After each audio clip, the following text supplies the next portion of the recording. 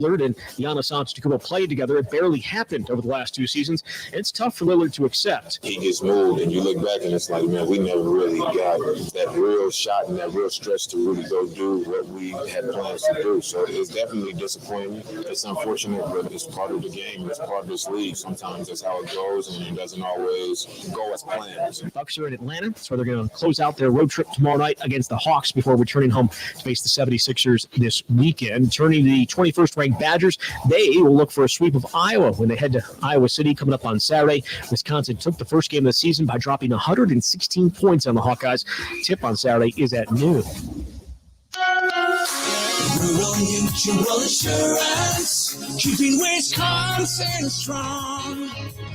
If you're interested in a rewarding career with a strong Wisconsin company, Rural Mutual Insurance is looking to add to their growing team of successful employees and agents. Apply online today at ruralmutual.com/careers. Rural Mutual Insurance, keeping Wisconsin strong. Well, spring training continues to get closer for the Brewers. Their pitchers and catchers going to report next Wednesday. Their first workout slated for next Friday. Full team arrives the following Monday. With this Wisconsin Sports Zone Network update, I'm Zach Heil. Check this.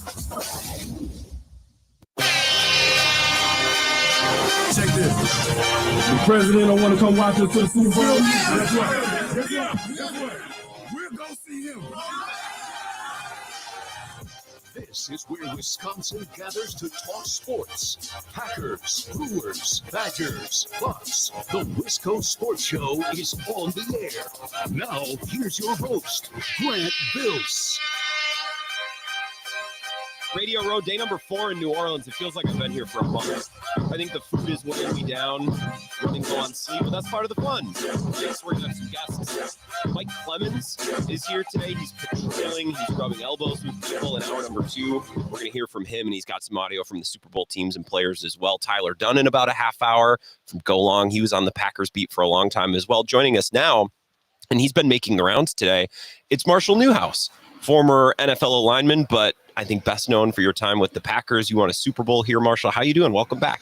I'm doing great, man. It's a pleasure to be here. And as we were talking off air, it's good to see some Green Bay, Wisconsin folks. They've got a little Lambeau Field mock-up getting ready for the draft. It's been awesome. That caught my attention on the first day. I'm like, oh, man, this is going to be a fun week. Yeah, it's been really fun, and I know you've probably been asked some Packers questions today. So you're doing the pregame power-up with Trey Wingo and others at DraftKings. So I'm sure you're talking about all the games, right? How much of the Packers did you watch this year? Did you find yourself noticing things and kind of keying on them? Yeah, I watched quite a bit. You know, a lot of these big divisional matchups were key games between them and Detroit and Minnesota.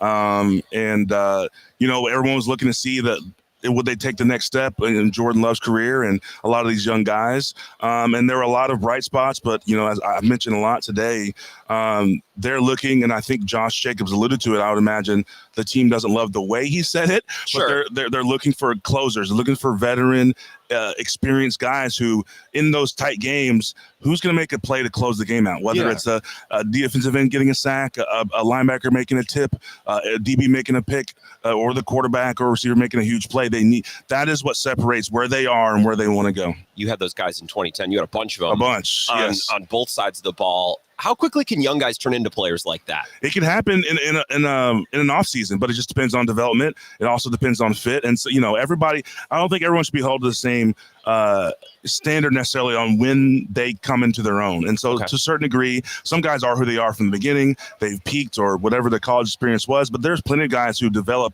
who we find out in year 4 or 5 become the best version of themselves, and maybe someone wrote them off before. So I think a lot of guys are on a different mental journey as far as their confidence and their position, but it just depends. And so, you know, that's a big part of evaluation, is not only after you draft guys and sign them, keeping up and developing them as they go through your program in the NFL, knowing that, you know, this is a business and guys come and go, but there's something to be said about a program that fosters these guys becoming their best self.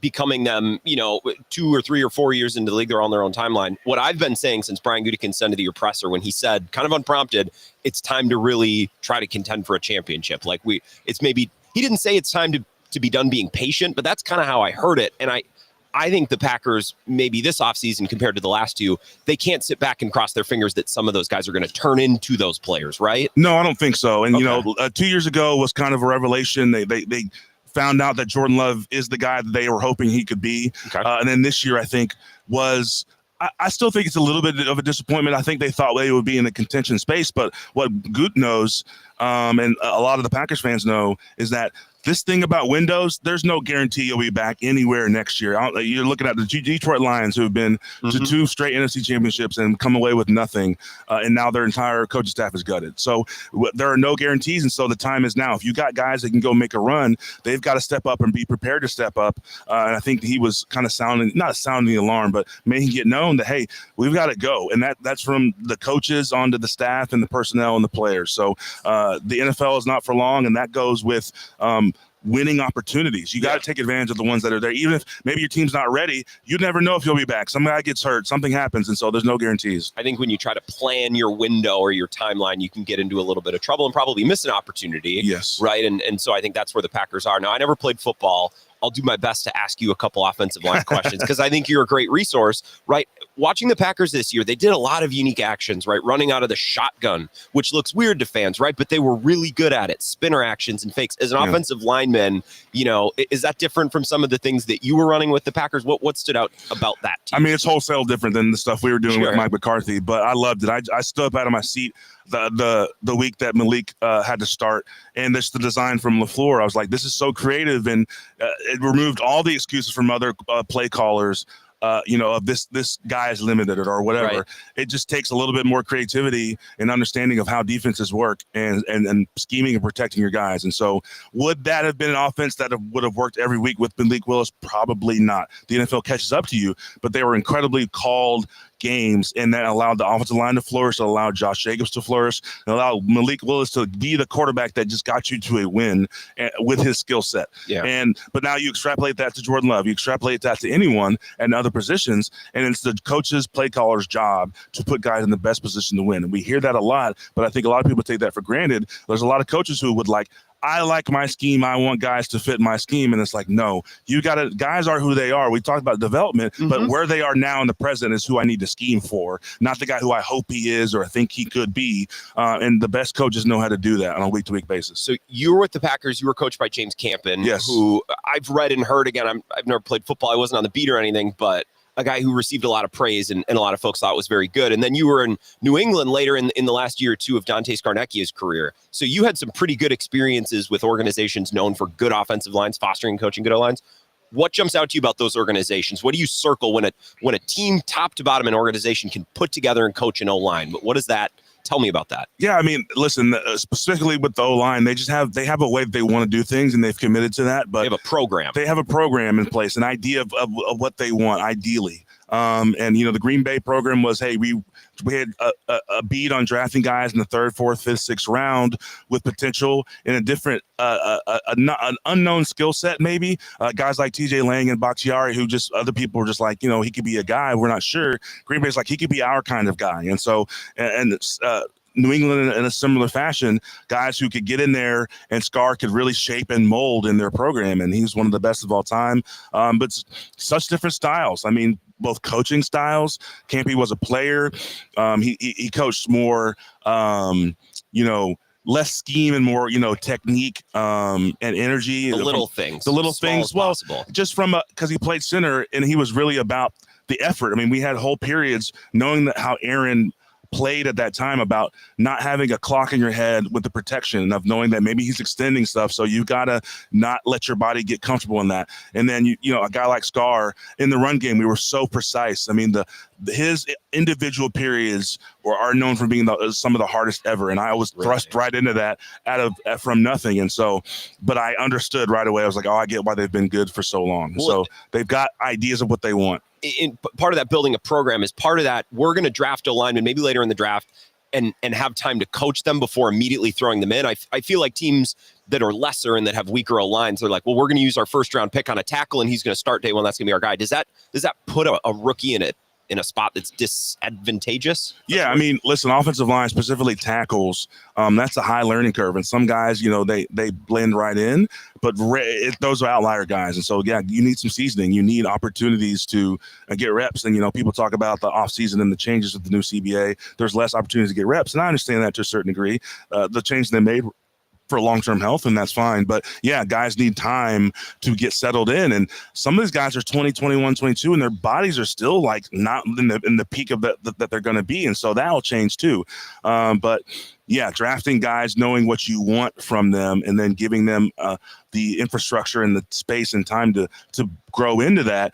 If you have the patience and have the fortitude to kind of withstand that, then you're setting yourself up for long-term success. So you played for 8 or 9 teams. We can wrap up with this, right? And I almost think this is a curse of being a player that's very good and very solid, but maybe not so excellent where a team is just going to, we want to pay you, right? So, and we've seen this with John Runyon Jr. in recent years with the Packers. I think we might see it with Josh Myers. Man, we love you, but go get money elsewhere because we think we can draft a guy cheap right behind you. So you play for all these teams. Is O-line a uniquely tough position to bounce around because continuity is so important, right? So it's got to be difficult. It has to prove how good you are to be able to jump into a new scene with new guys and a new coach every year. Absolutely. I mean, it's just such a unit dependent thing. It's the whole thing. It's 5 guys who have to be gel and on the same page. And yeah, there are not many people who could have done what I've done on my journey. And I listen, I get you're totally right. And I'm okay with that. I think I had to go through some stuff to be like, all right, recognizing the reality of like what my value is and where do I fit, but like also seeing that I do have value and I can help teams win. And that led me to, signing 2 years with the Giants. And after that, going to the Raiders and signing with New England that year. And so I was a guy who, you could throw me in. The prime example was the New England year, 2019. I signed like week 2, week 3. Yeah. I signed my contract on a Wednesday morning. I go to walkthrough. The walkthroughs with Tom Brady or Crisp. I'm just thrown right in there. I'm in practice, full pads with Dante Scarnecchia. I want to pass out that day. But then by Sunday, I'm starting a right tackle for Tom Brady New England Patriots. I had to learn 150 code words. I'm sitting there with flashcards. I remember Josh McDaniels printed me out his little Waffle House menu call sheet. He gave me a copy of it so I could I'm pouring over it that whole night. I started right tackle on Sunday. Isaiah Wynn gets hurt. I got to flip to left tackle in the middle of the game. And I just got there on Wednesday. So there's not many people who could do that cognitively, Agreed. But also make your body do what's required of an offensive lineman. So it's very special, unique, and I understand that there's value in that. It took me a while to kind of grow into that, especially starting where I started. And, of course, everyone wants to be the stud left tackle who gets paid. And, I got to play with Clifton and then Bakhtiari and understand those guys are elite. But once I settled into like, all right, this is going to be my path. And I'm like, let me do this as best as I can. Dropping into an offense led by Brady or Rodgers, I think some of these older school, it's hard to say old school because one's still playing and one just retired, but these are guys who have a million details along the line of scrimmage. So nuanced. They need and I feel like some newer offenses, it's dumbed down a little bit. And sometimes you hear some resentment from these old school quarterbacks, like of all the stuff. So to be responsible for all of that on 4 days, like I think that says a ton about the mental acuity, the mental side of playing O-line too. Yeah, definitely. I mean, you're dialing into just even I did the NFL films while I was here, and the cadence, the rhythm of their cadence. Aaron is known as using his cadence as a weapon. Tom as well. Not only the code words in New England, we had 15 different snap counts that I had to like, oh man, okay, and then trying to find your advantage of like when do I need to trigger my body to take off at the right time, so I'm giving myself a chance against Myles Garrett. Like, and those are small little things that come with people being in systems for a long time, not really joining that week and figuring things out. And so it's not for everybody. That's a tough thing to do for sure. And I made a living out of that. So it's funny when Aaron Rodgers is so good at the hard count. Like as an offensive lineman, I'd feel like, I'm a part of that. Like, it's hard on us too. The group of the O-line plays such a big part because if they aren't dialed in, the quarterback can yell and bark all that he wants, but it's not going to work. Yeah, or if you jump off sides, and I even got to the point later in my time in Green Bay where I was just being a savvy vet where I knew guys were keying it. I knew we're going on to that first round of Aaron's green 18. I had a little finger twitch, or I had a little thing where I'm trying to get him to jump off, knowing we have it built in our offense where Jordy Nelson's running and go. When they see that, we're pass blocking. That could potential for a free touchdown. I want that. I mean, that makes us look better. That's another drive. We don't have to go and do things. So you start to figure those things out as you kind of in the system a little longer. So you got the pregame power up. I know you're with the athlete advisory board as well. Is there anything else you need to promote? Anything I can help you with? I mean, yeah, the Big 12 Alumni Council has been a lot of fun. I'm getting involved with college sports in that regard, and cool. Been calling some games. So on top of DraftKings and continue to want to be part of info media, doing some stuff like that. So it's been fun. I'm just starting out. It's my first full year, so hopefully it grows and grows and grows. Well, it's fun to talk O-line and to have a Packers Super Bowl champion on as well. Thank you, Marshall, for the time. Appreciate it, man. Thank you for having me. We'll be back 3 minutes more after this. This is the Wisco Sports Show with Grant Bills on the Wisconsin Sports Zone Radio Network.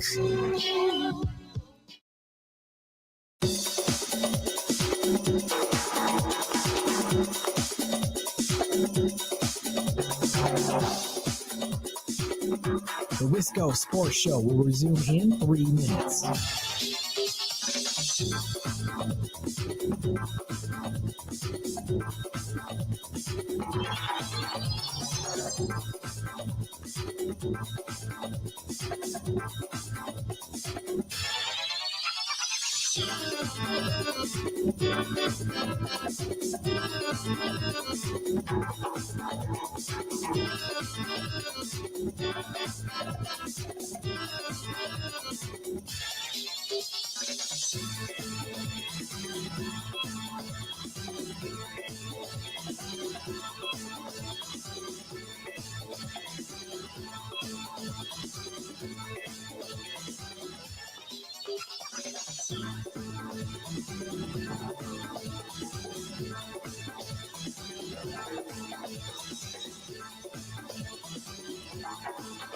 The Wisco Sports Show will resume in 2 minutes.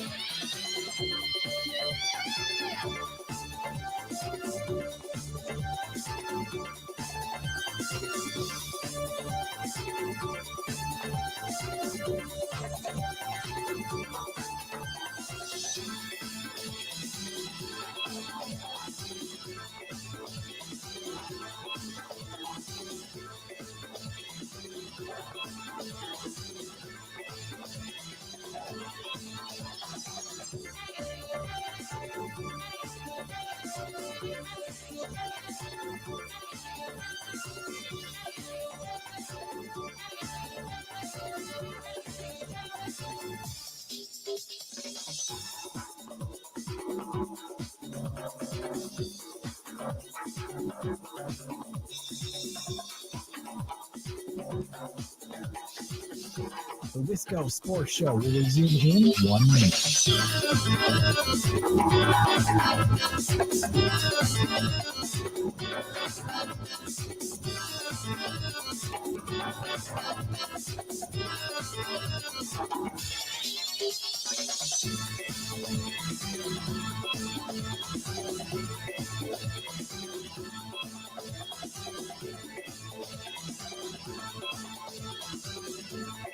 The Wisco Sports Show will resume in 30 seconds.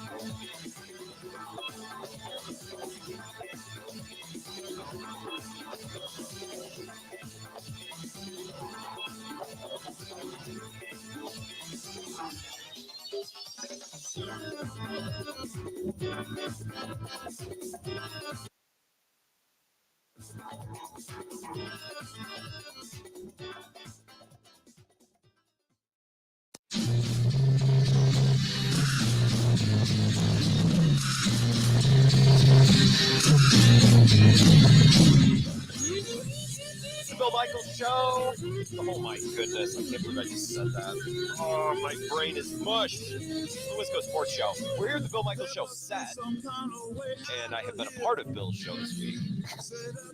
It's not the Bill Michaels Show. Oh my God, my brain is so cooked. My name is Grant Bills. We're live here at Radio Row. At Bill's set, to be fair, it does say Bill Michaels Show behind me, and if you're watching on the simulcast, YouTube, Facebook, and Twitter, you will see that. I got the big backdrop behind me, but no, I am not Bill Michaels. Thanks so much to Marshall Newhouse. He was awesome. And really interesting, a unique opportunity to talk to a player who played in Green Bay, won a Super Bowl, right, with our team, But also, anytime I can talk to Packers O linemen, and this was the case when we had John Runyon Jr. on at the Super Bowl last year too, the Packers are an organization really for my entire lifetime, but certainly the Aaron Rodgers era and the last couple too with Jordan Love. Like, this is an organization that gets O-line right. And it's not necessarily because they're drafting in the top 10 and in back-to-back years they're able to take, Rashawn Slater and Joe Alt. That's not what it is. As you heard Marshall talk about, they have a real knack for identifying guys in middle rounds, later rounds who are toolsy with a lot of potential. And the Packers have really built up it's an offensive line school, really, where they're developing these guys. And I think we often talk about quarterbacks. You'll hear this from Packers fans. Best time to draft a quarterback is when you don't need one. I think the same is probably true of O-line. Get them in the program, see what they're good at, see what they're not good at, try to figure out what position might work early on while keeping in mind what position they may ultimately slot into later, right? And don't throw them in and pressure them and force them to play before they're ready. Right now, in order to develop an O-lineman behind the scenes, you already have to have a good O-lineman, right? So it's kind of the same with quarterbacks. Any team could draft a guy and sit him for 3 years if their current starter is Aaron Rodgers or Brett Favre, right? So that's where, some of these other teams just draft a guy and sit him. Well, if you don't have one to sit him behind, that's really, really difficult, right? So talking about the Packers School of O-line, and then also I was looking at Newhouse's player ledger with all the different teams he played for, and I knew he was with the Patriots, but I couldn't remember if it was early enough to be when Dante Scarnecchia was still there. And I think he retired. I was looking earlier in 2020. So Marshall was there for the last year or two of Scarnecchia's career, and probably with a bullet, the best offensive line coach of this era, probably of all time. And if you talk to football people, right, I think of Greg Cosell, who Bill had on earlier today, or I remember talking to a football coach at UW La Crosse when I was in school there, and I had some physical, I don't want to say physical education classes, but like sports science classes, with coaches or with athletes. And he would just wax poetic about, hey, everyone talks about Belichick, everyone talks about Brady. Dante Scarnecchia has been there for 20, 30 years, and he is as big of a piece of the Patriots dynasty as anyone else. So to get to talk about that with Marshall is really interesting, right? He played in one of the finest current O-line programs in the league and probably under the best offensive line coach of all time.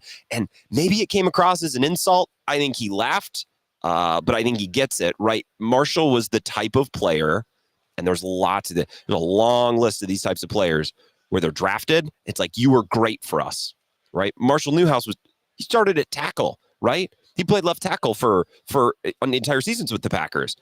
But then when that rookie contract is up, the arithmetic changes a little bit for the team. It's like, look, we love you. You've been great for us.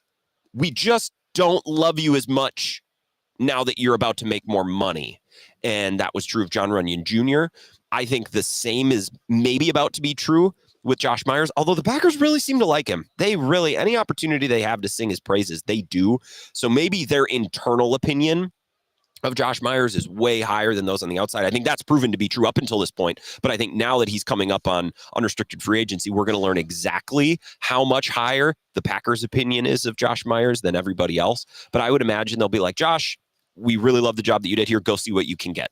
Right? Go see if you can find money. And if you can't find any money, then, you can come back and you can talk to us. And I think that's the type of player that Newhouse was.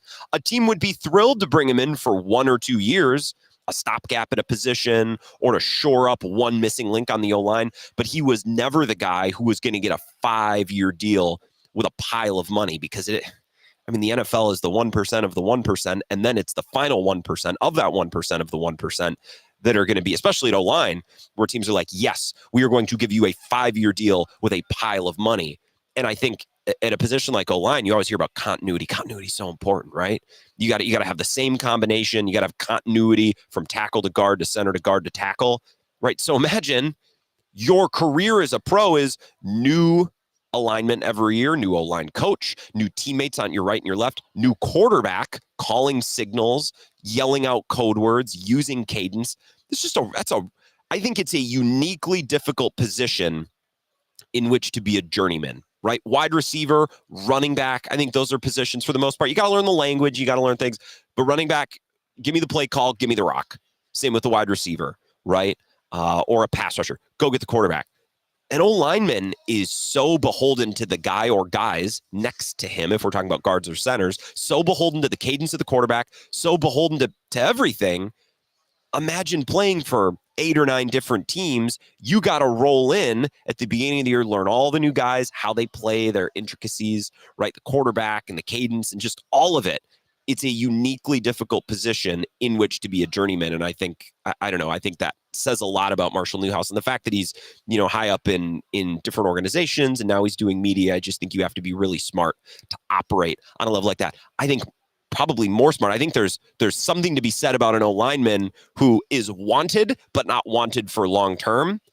I think that player might have to be a little bit more acute, and there might have to be, certain parts of that player's game that are even on a higher level than a player like David Bakhtiari. Bakhtiari was a better left tackle, right? But that was his spot for years. And for the most part, he knew who the guy next to him would be. For the most part, they had a lot of continuity at center, and they had the same quarterback throughout. So Bakhtiari's got to play at a high level, but he could, for the most part, settle in. The luxury of settling in as an O-lineman, I just think that has to be huge. So nothing but positive things to say about Newhouse and a journeyman career, obviously Super Bowl champ as well. And I don't know if you saw, he had the ring on. So we're going to talk with, over the course of the show, Mike Clemens is going to join us at 5:30, and he has some sound. And I would bet dollars to donuts some of that sound is going to be Oren Burks, former Packer, probably a little Zach Bond as well. Just my personal take. Maybe we'll talk about this 5. I don't care that Zach Bond went to Wisconsin. I don't care that he's from Brown Deer. It does nothing for me, but I know for a lot of folks, hey, that's our guy. I don't feel that way, but I know a lot of people do. So we'll talk that with Mike. He's been covering the teams. When we come back, I just got the text from Tyler Dunne, Go Long, former Packers beat reporter. Really excited to have him at the table and meet him and get him on the show. So we're going to take a break. We're going to come back, comment on the live stream and text, and I'll get to your comments and we can interact a little bit after Tyler. 608-321-1670, YouTube, Facebook, Twitter. Thanks to Flipside Pub and Grill for sponsoring the show this week. I always tell you they're food and fun without the franchise. So if you're a WKTY listener, please support them and thank them for supporting the show. And if you're listening in Eau Claire, Madison, or wherever, well, next time you're in La Crosse for whatever reason, just stop in, even if it's for a beer or two. I'm not asking you to go there and spend hundreds of dollars on food, although that would be great. And I'd recommend it just any way you can show support to Flipside, just across from Menards on the north side of town. Great place to watch the game, 2-for-1 happy hour, nightly food specials, and it's fish fry season as well. So keep them in mind. We'll be back with Tyler Dunne, Go Long, next. This is the Wisco Sports Show with Grant Bills on the Wisconsin Sports Zone Radio Network.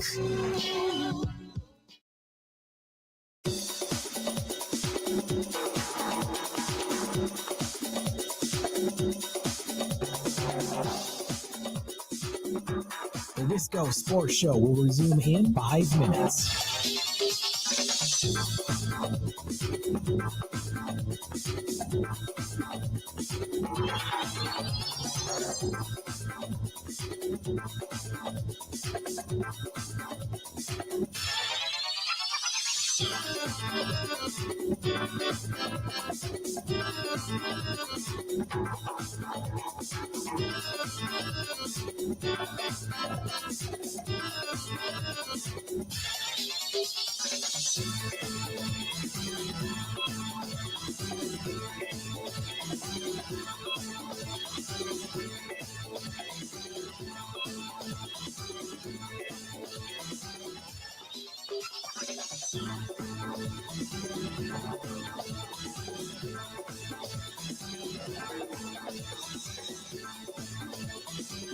The Wisco Sports Show will resume in 4 minutes.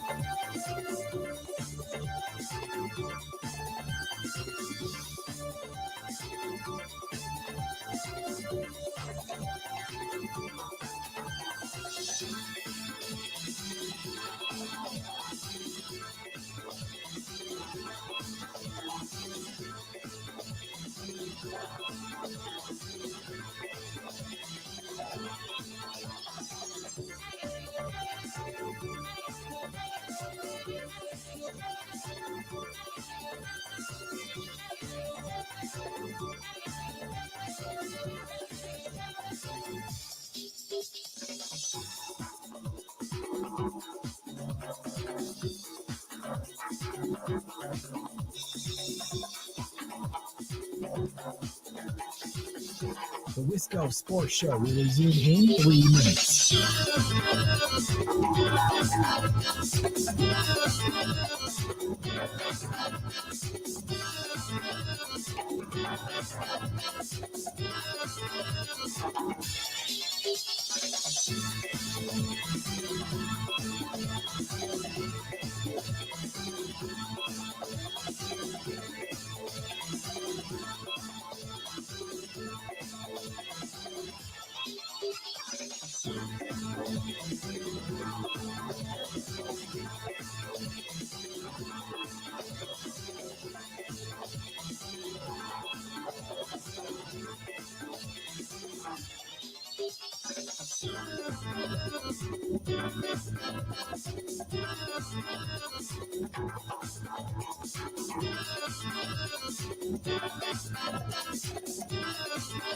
The Wisco Sports Show will resume in 2 minutes.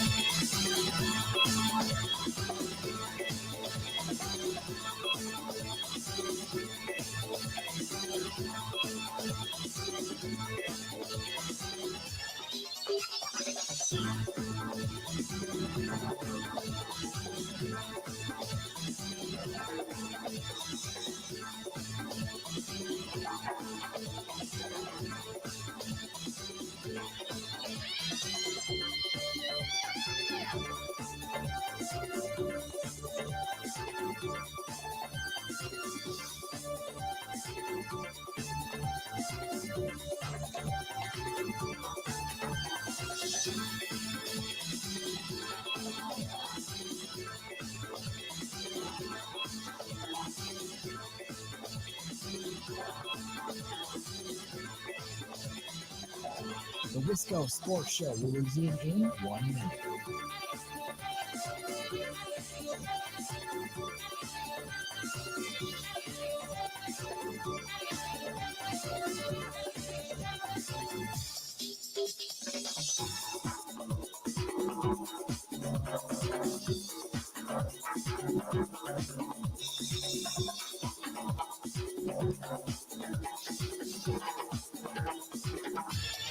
The Wisco Sports Show will resume in 30 seconds.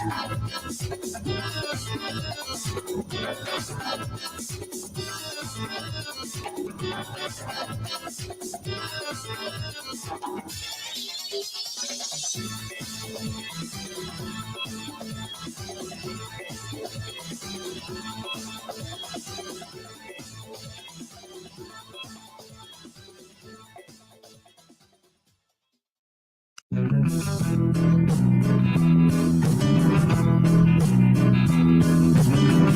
Wisco Sports Show, welcome back. One more show tonight, one more show tomorrow at Radio Row down in here in Nolens.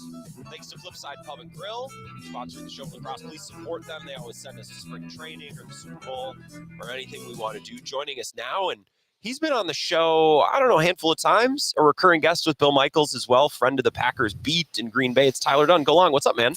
Great to see you, Grant. See you man, too. I've heard the angelic voice of yours many, right? many times, and to now hang out with you in the flesh. You got a nice mustache. I must say, I'm thinking about going the mustache route. Looking at you right now. Why not? Let's bring it back. Yeah. Well, if the wife is okay with it, if my mother's okay with it, that's kind of the defining factor, you know. I've kind of done a 180 on that thinking. I think it's good to keep our wives on their toes. You know, they'll adapt. Maybe when I come back home, I just go mustache. just walk into the door and just scare my entire family and make them react. They'll adjust. They love you. They'll adjust. If you're a coach, you got to make adjustments at halftime, right? The family's just got to adjust to the mustache, and that's a great Family Guy episode, by the way. When he becomes a mustache guy. Well, it's a whole lifestyle. Seinfeld had it right. It's like, I can't be a mustache guy, just like I can't be an orgy guy, right? So that's right. I just a lot of robes. There's a lot of things that go into it. I just had Marshall Newhouse on, Super Bowl champion with the Packers, but also like, what an interesting mind to be able to talk about James Campen, who you covered, right? And the Packers are known for this O-line program. And then at the end of his career, he played under Dante Scarnecchia. He gets to New England on a Tuesday and he's starting on a Sunday, right? And I know that's kind of, you know, you write stories and do podcasts about all sorts of things, but the trenches, the tight ends, the really physical nature of the game, you're so good with that. Thanks a lot. I feel like football is a violent game. And as much as Roger Goodell and the 32 owners. It's actually more than 32. There's quite a few Packer owners, and I'm talking to one right now. So we'll ridicule you in this discussion as well, Grant. Like, the league wants to pretend like this can be a safe sport. It is not. It is inherently unsafe. And guess what? That's why we're looking around at Radio Row, seeing all these celebrities. It's why the NFL is this multi-billion-dollar core. It's why everybody watches. It's why you don't turn your face away when you see a car wreck. I mean, we are attracted to the physicality. And guess what? That's okay. Yeah. Right? Players know what they're signing up for. It's either for you or it's not. We all remember our first hit and drill back in Pop Warner. I mean, we decide very quickly. Yeah, I mean, we had Bowl in the Ring back then. I mean, it's probably good that that's outlawed. But it's like there's something about football that's different than every other sport. Like you're entering an arena. These are modern day gladiators, and yeah, I hope it stays preserved for years. I was just talking to Bryce Butler. We were just kind of BS, former Cowboys receiver. Great dude. Always keeps it real on all things Cowboys when we catch up. And he's just like shaking his head. He's like, man, watching football today is just totally different than when I played even. Yeah, and it's defenders. Well, you can't hit anyone anymore. And then quarterbacks, you hear Brady talk about this. Well, because nobody hits nobody anymore, quarterbacks don't have to be responsible for protecting their guys, right? And I think sometimes former players can be a little salty, and I think that's just human nature. But I think some of the commentary is good from defenders. It's like, it's not how it used to be. And it's the same with quarterbacks, right? Like Tom Brady used to have to be responsible for not getting his guy killed. And I think we've lost a little bit of that part of the game. Yeah, that's a great point. And I'm not going to sit here and act like, an old curmudgeon that wants players decapitated over the middle of the field. I just think that the league should live in reality and own its violence, right? Just own it. Be honest with us. Yeah. Don't tell us you're for player safety and push for another regular season game. Yeah. I mean, it's patently absurd that they're doing that, but follow the money. It's going to lead to more revenue. Everybody will get on board eventually, even the PA, you would assume. But yeah, I think, kind of bringing it to this matchup, though, too, you've got two teams in the Eagles and the Chiefs, and I've been talking to players on both sides all week. They've got some violent dudes. I mean, they've got some players who enjoy this aspect of the sport. And I'm sure we'll get into it, but one that comes to mind, Jalen Carter. Yeah. Bob McGinn has his draft series at Go Long. If people want to subscribe for that alone, I'm sure a lot of your listeners remember it at the Journal Sentinel. And the scouts and execs did not have kind words to say about Jalen Carter. No. But he is a violent individual. He somehow trickled on down to the Philadelphia Eagles. Of course, they're going to take him at whatever was number 9 overall. Yeah. And here they are in the Super Bowl. So both teams have kind of taken chances on some personalities that other teams would not. We know the Chiefs always do with Andy Reid. And I live in Buffalo. I'm around the Bills a lot. I get it. Like Brandon Beane calls it the great chemistry experiment with this roster. And they want those bonds, and they want good character guys, and they want everybody loving each other because that can manifest to the field in a really powerful way. But we saw this problem with some of Ted Thompson's teams. Once in a while, you need to draft an ill-tempered individual. Let's just say that with perhaps a rap sheet. Yeah. Does that mean you want to bring criminals onto your roster? Probably not. But you don't need to be terrified of everybody who's ever done anything wrong in college, right? Yep. Guy gets caught with a little pot, whatever. Like that doesn't immediately get him thrown off your draft board. I'm thinking back to covering the team, the Packers, year after year, falling short in the playoffs, Grant, and the defense needed those quote unquote dogs, right? They didn't have enough of those guys. I still think they do. And that was going to be my next question. Like that Packers-Eagles game, Packers were dropping like flies because they were getting crushed. They were taking these big hits. Do you think, when you think back to that game, was that an example of how the Packers lack a little bit of that nastiness, a little bit of that violence? And I guess I was even thinking back to more so when I was on the beat, when you were on from the beat 11 to 15. All the way back. But I still think maybe that could still be true. It is. Yeah. So I think so. I think, look at the secondary, for example. You paid Jair Alexander a hell of a lot of money, one of the richest defensive players in football. There's a lot of good there. I think he's probably a better leader than he gets credit for. Really? I caught up with Sean Ryan this season. We were hanging out at his place across from Lambeau, and he was exceptional. I mean, what a dude. Everything like we love about football. Cat. Oh, my God. He is a throwback in every conceivable way. Good mustache, too. The chops. Very good mustache, yes. But he was telling the story of after the Lions lost at Lambeau, he had a really bad game, and he's hanging out in the sauna with Jair afterwards, and he's really struggling with it. And Jair just told him, look, You've got to stay present. I hear that all the time. But he said if you look too far in the past, you'll get depressed. If you look too far into the future, you'll get anxiety. He's like, you really just have to stay in the now and don't go anywhere else. And that really stuck with Sean Ryan. I feel like he's had conversations like that with a lot of players. Okay, that's the good. Yeah. The bad is he doesn't really want to hit anybody on a football field. Yeah. And that's been the case for a while. He's a cover guy. He's a cover corner. And as long as there's blocking and tackling, as long as it's not two-hand touch, you've got to tackle Deebo Samuel in the cold at Lambeau Field Dallas in the Goedert divisional on the round. boundary. I'm just thinking back to that divisional game. Oh, I mean, yeah. Shanahan knew what he was doing. He ran right at Jair Alexander with the bad shoulder on the verge of a contract extension. Yeah, that's right. smart. It's a human game. Like it's diabolical. The Niners knew what they were doing in 2021. So maybe that's a spot where if you're Green Bay, you pay somebody that's going to hit the opposition. Well, and Xavier McKinney, I'm not a scout. I never played the game. I'm not a coach. Xavier McKinney was a guy who created turnovers, interceptions, I think was a great center fielder and always in the right spot, but he's not going to come over and just crush someone. Like, he's not that type of player. He doesn't have to be, but I think to your point, and maybe the Eagles are a good example, somebody on the defense needs to. Like the ball carrier, the wide receiver, the quarterback, they need to be scared of someone possibly just absolutely obliterating them. And I don't know if the Packers necessarily have that guy. Those guys are hard to find. They are. In the college game. It's changed so much. I think they might have that player. I mean, maybe Evan Williams can be that player. I mean, there was a lot to love about his rookie season. Obviously young, learning the position, but instantly just was around the ball a ton.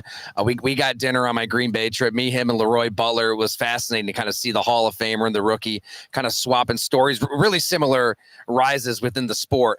And those instincts that Leroy had are really in Evan Williams. The way he sees the game on a different level. Now, is he going to decleat the opposite? Maybe not, but he'll hit you. Yeah. He's unafraid. So having him healthy start to finish year two with a normal offseason. Remember these rookies, they go from bowl games to all-star games to pre-combine. It's an absolute show. I think he is going to take a massive jump for Green Bay. I think Evan Williams he's a keeper. Really important. And he could be that kind of player we're talking about. On that defense, when he was out, they missed him quite a bit. And totally different defense. He can be up around the line, and he was really good. I think back to the Cardinals game where he just straight up tackled Kyler Murray in open space on 4th and 1. You're like, oh, I don't know that I've seen a lot of Packers do that the last couple of years. Tyler Dunne is here. You can read him at Go Long. Bob McGinn is there. And I want to ask you about Bob at the end. The headline yesterday with Josh Jacobs was they need a number 1 wide receiver. Something else that he mentioned to Bill, and this hasn't gotten as much run, which is fine. Jordan Love's leadership and how he might need to be able to MF people, which is tough because he's young and he came up with all of these guys. So it's difficult to all of a sudden turn into the bossy guy when you've been these guys' buddy. Do you think that maybe Matt LaFleur and Goody saying we need Jordan Love to be, is that them saying we need another enforcer out on the field because it's not enough just coming from the coaches? I thought Matt LaFleur put it perfectly after the season that the message is going to be heard if it's from a player in the locker room, let alone the quarterback of the team. Yeah. Let alone the dude making more money than anybody else. He's got the authority. He's got the talent. He's got those pelts on the wall at this point to be a voice, to speak up. But you don't want to force it too, right? Like you don't want to have your quarterback or any player for that matter be somebody that they're not. Teammates will see right through that. Teammates will see right through it. Like you just said, Grant, they've come up with Jordan Love. That was the genius of Brian Gutekunst's plan here to kind of build 2 teams at once, to have the Aaron Rodgers, Devontae Adams Packers and have Jordan Love growing beneath that for 3 years. More teams should do it. I don't know why they don't, but that's another conversation. But he's at a point now, year 3 as the starter, year 6 in the NFL, where he should be speaking up more if it's within reason and within who he is as a player, as a leader. It's going to be interesting because they need veterans. I mean, let's face it, like they've been the youngest team in the NFL back-to-back years. That's great. But you get into these playoff games when everything's on the line, something's going to go wrong, right? You're going to have a fumble on the opening kickoff. Fumble on the opening kickoff. Like, of course. I don't think that the Packers like mentally just threw in the towel after that, but they did seem a little demoralized to an extent where I think veterans in the room who have been there, who have done that, who have seen this kind of thing happen, they'll speak up. And these guys don't have to cost you 20, 30 million a year. I mean, you can find those players. That's why you have a pro scouting department. Find those leaders, add them to the room. Or else you're wasting an opportunity here, because this is a Packers team that's talented. We just saw it. They were one play away from getting into the NFC Championship game a couple years ago. They're good, but you need to be active in free agency. You need to go find some players who can contribute. And I think in a way, and we're kind of like talking in circles here. I am. It's fine. Matt LaFleur's voice has really grown. Okay. I think what I've been told from players is Aaron Rodgers, I mean, he ran the show. Yep. Like, surprise, surprise. He's been there forever. Legend. And he would kind of tell Matt how it's going to work. Matt might have a suggestion on a play or something, and Aaron would say, no, we're going to do it this way. We're going to do it my way. Sure. And the 4-time MVP, Matt LaFleur is still a young coach. He wasn't going to, be his boss like he probably should be in that situation. Probably be best for everybody if there was. Maybe Matt LaFleur's not the dictator, but I think even the best players need a little pushback and need a little coaching. But it's a political thing, too, for a first-time head coach. Yeah, and I think when Aaron Rodgers left, Matt LaFleur stepped into that void, into that vacuum, and became an authoritative voice. He wanted this team to, have some hair on their chest in the playoffs and hit somebody. He wants that physicality. He wants to bring it, and he has spoke up behind the scenes many times. From what I've heard, he'll rip you. Yeah. I mean, this is a coach who will get on those young players. But at some point, you do need veterans who will speak up, right? It's got to come from within. It's got to come from the guys in the locker room, and it's got to be organic. And it should be Jordan Love. I know Josh Allen's older than Jordan Love, but the Bills kind of challenged Allen into this 2024 season to become a leader. He wasn't somebody who liked to speak up. He really wasn't. He just wants to go out there, play with his buddies, run through your face, treat it like backyard football. Farvish. Right. I mean, they trade Stephon Diggs, and that created a vacuum. He stepped up. I think he really did become a leader for that team this year. That was, a 4th and 5 away from being in this game. Yeah, really. Well, and I don't think Matt LaFleur is saying the leadership needs to start with Jordan, or he needs to be the voice. I read that as I'm trying to hammer practice habits and details, and Jordan Love being a supplement to that message would go a long way, right? I don't want these guys, after getting chewed out by the coach at practice, to go back into the locker room and then Jordan Love and everybody's like, oh, could you believe Matt today? Like, no, Jordan needs to kind of continue and add to that message. And I'm interested to see how that goes next year. So you're at Go Long with Bob McGinn. I got to say, in Matt LaFleur's season-ending presser, it was a little light and it was a little jokey and laughy, which is fine. I don't want LaFleur to, be pissy and whiny just because their season ended in a way that wasn't great.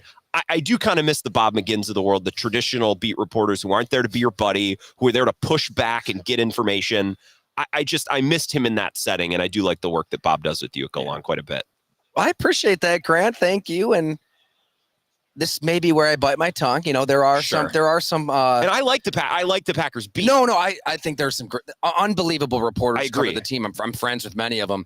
I'm just saying, from a public relations standpoint, there are some teams who may remember a story written in 2019 and not welcome you, not roll out the red carpet. Yeah, 6-7 years later, when we've seen how the quarterback has conducted themselves. By the way, they know much more that has happened behind the scenes than anything reported in said Bleacher Report story. But yeah, I don't know. I mean, it's to each their own. Teams can credential who they want.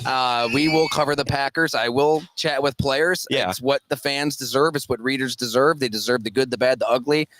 This is a very good team with a very good quarterback. You know me, man. I've been on that Jordan Love train from day one. I think this dude is special. He's going to be good for a long, long time. But yeah, I think that's the case. And I don't know, you probably are in that room more than me, and there's some really good reporters to cover the team. Yes. I'm just talking league-wide. I think there are a lot of beats that a lot of people covering teams elsewhere, now I'm going to sound like an old curmudgeon again, but a lot of younger reporters who maybe would prefer to pander to Twitter, X, and social media, play up to a fan base, and don't want to avoid. They want to avoid getting quote unquote canceled or getting a barrage of mean tweets, and it's much safer to kind of cheerlead in that world than it is to ask those tough questions, point out these harsh facts. I mean, it's true. I mean, I think the Packer fan base is special, though, in a sense where they demand more out of the Packers. Yeah. And I mean, that was the cool thing about the beat is like they could have a great season and we got to get over the hump. Yeah. So there is that too. I'm more so talking league wide. There is a propensity in today's day and age to just kind of go with the Twitter mob and the pandering and the Bob McGinns of the world who are willing to challenge things. And do some digging, do some reporting, or unafraid. Yeah. You know, I had a coach for an NFC team, let's just call it, last year text me, man, there is an NFL that Twitter thinks exists, and then there's the real NFL, right? There's a real NFL, and it's ugly. Yeah. Right? I mean, it's like Game of Thrones. Yeah. I mean, there's people climbing over each other for promotions. There's players fighting players, coaches fighting coaches. Hell, I had a 3-part series on Sean McDermott and the Buffalo Bills last year. There's a lot of that. Yeah, it was good. All over the NFL. So we're not going to pretend like that world doesn't exist at Go Long, right? Yeah. I mean, I talk to people around the league all of the time, Packers and beyond, and we'll try to bring you the truth best we can. Well, we look forward to your Super Bowl reporting and your stories. And I'm not trying to hang you out to dry. It's more of I wish there were more Bob McGinns, because I think a real son of a B reporter who's willing to dig and to look and to maybe, step on some toes to bring information to fans. I appreciate it. Yeah. Well, I mean, look, Grant, when I did that story on the Packers at Bleacher Report in 2019, I think a lot of fans appreciated some the honest truth, the good, the bad, the ugly, all of that. There was a lot of that. Yeah. Aaron Rodgers and Mike McCarthy and Ted Thompson, all the above. And then once Aaron sat down with somebody in the media and kind of went scorched earth on me, it flipped to a degree. And I got off Twitter about a week myself when somebody told me to find a rope and hang myself. Yeah. So I do think like a lot of reporters covering teams throughout the NFL just would like to avoid that. Yeah. And I don't know. I feel like the fans who use their hard-earned money to go to games and buy $18 beers and $70 parking, and like by and large, fans want the truth, right? Yeah. They don't want to be treated like babies. And, Yep. I mean, this isn't Cocoa Melon. Like the NFL. There's some harsh truths to this league. So anyways, that's my soapbox. I like your reporting. I'll get on the soapbox with you. Well, I appreciate the time, Tyler. Nice to see you. Anytime. Thanks again. We'll be back in 3 minutes. This is the Wisco Sports Show with Grant Bills on the Wisconsin Sports Zone Radio Network.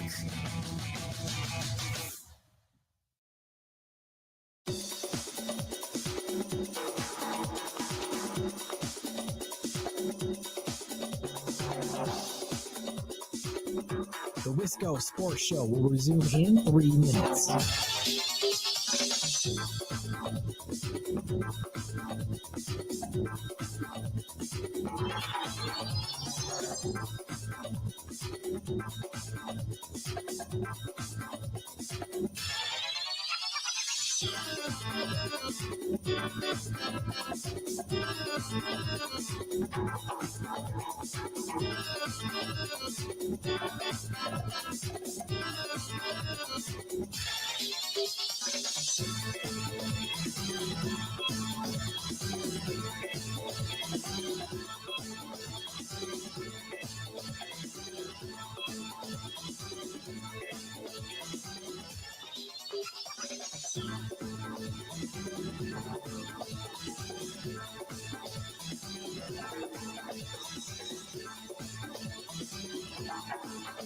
The Wisco Sports Show will resume in 2 minutes.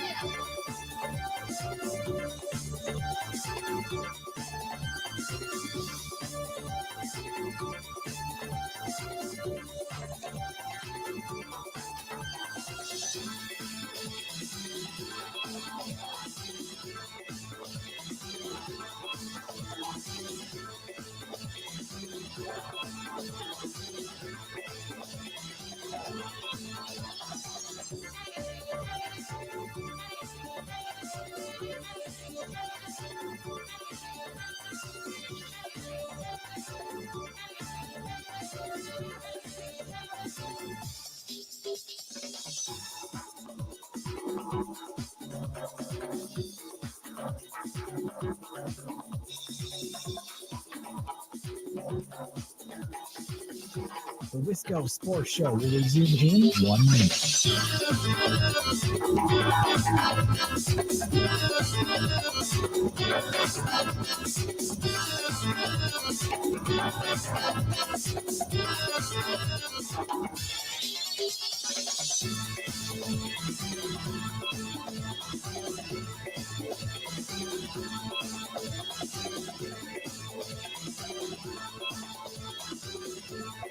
The Wisco Sports Show will resume in 30 seconds.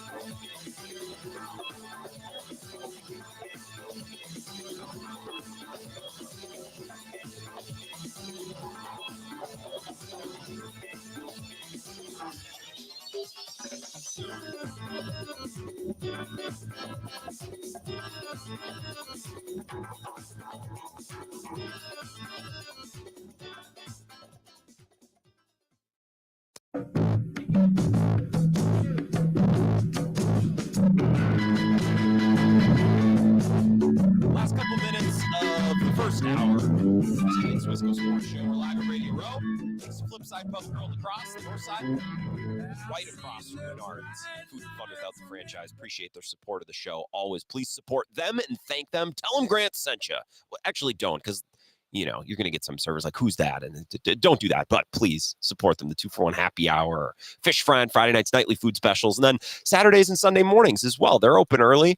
Go get a bloody, go get a mimosa, a screwdriver, enjoy some brunch, right? And spend the day. I love a sunny winter day sitting inside and drinking beer or drinking whatever. It's one of my favorite things to do. So please go support Flipside. Thank them for that. Thanks to Tyler Dunne. And we maybe got a little bit off the rails talking about the way that the league is covered and, the way certain journalists go about their opinion. But part of why I love Tyler, and part of what makes, by the way, sports radio cool is when you have different reporters or different guests on, they all have a different school of thought, right? They all have a different approach and thought process to the work and the coverage and the perspective of a team or of a league, right? And Tyler's just so old school. You hear him talking about how this league is violent, right? And we should do our best to protect the players best we can. But guess what? They get paid a lot of money because a lot of people watch. And part of the reason that people watch is because there is violence, right? There's urgency. There is, a guy could get crushed. A guy could get popped. It happens all the time.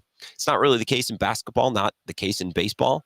Chase Utley, I guess, once upon a time, or who ran headfirst in the wall? Carlos Gomez did it a couple of times. Maybe Lorenzo Cain, not in 2020. He definitely wasn't doing it that season, but he did once upon a time. But football's just different. So I think Tyler is old school in that he believes the league shouldn't run from that as much as they do. And I know Tyler shudders at every flag football commercial, and they're just trying to. Tyler would think that they're trying to force feed flag football down our throat. I have zero interest in flag football. I have zero interest in any other supplementary league, the USFL or the UFL or what. No. This is the league that I love, and they should protect the players, of course, best they can. But there is a natural violence that just comes with it, and we can't run from that. And I also know that Tyler, who works with Bob McGinn, who is one of those old guard bulldog reporters, and I don't know Bob. I've never been in that room, and I'm not going to sit here and say, well, that if I was in that room, I'd ask this question, and I'd get down to the bottom of it, because it's a hard job. So I don't want to sit here and be a microphone warrior, but I think if you go back 15, 20 years, right, this league and these rooms were filled with reporters where coaches and execs and players go, oh boy, here we go, right? Because I'm gonna get the work from this guy about this thing. And I think a lot of football media and sports media today, part of it is cool, is it's a lot of fan-oriented content that's a breakdown of film clips, a breakdown of schemes. So we're learning more about football, and in some ways we're getting better access and better explanations about the game that we love than ever before, right, at a really high level. But the inner workings of a team or a coaching staff or certain bits of drama that are taking place in an organization, I don't know if we're pushing as hard maybe as a school of journalism as we used to. And I shouldn't say we, because I'm not a journalist really at all. If you have anything to add, you can comment on the live stream, YouTube, Facebook, and Twitter at Wisco Grant. Mike Clemens is going to join us, I believe, at 5:30. I've seen him bopping around a little bit. I think we're still on for 5:30. He's got some audio. He's been talking with players and coaches from both of the teams. He's been doing journalism work, bringing us some commentary from the teams in the big game coming up later this week. So we're going to hear from Mike at 5:30 with some audio as well. I might try to grab one or two more folks who are sitting around. Got a 2-minute break here for Zach's update, and maybe I can grab someone in the meantime. I'll do my best. Otherwise, I will get to your comments and your texts. 608-321-1670, plus some good audio from Josh Jacobs that we didn't get to yesterday. That's all coming up next in hour number 2.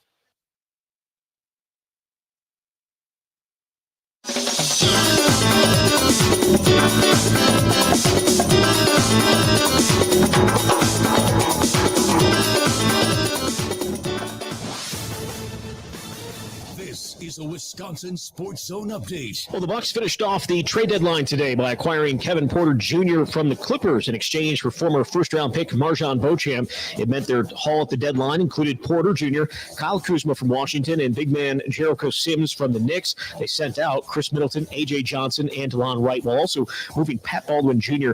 to the Spurs for cash. Milwaukee is in Atlanta to face the Hawks tomorrow night in the final game of a 3-game road trip. Turn to the Badgers. They were back on the floor for practice today as they get ready to head to Iowa on Saturday. Wisconsin heads in ranked number 21 in the country and sitting in a tie for 4th place in the Big Ten. That's a big difference from where preseason polls had them, with the media picking them to finish 12th in the conference.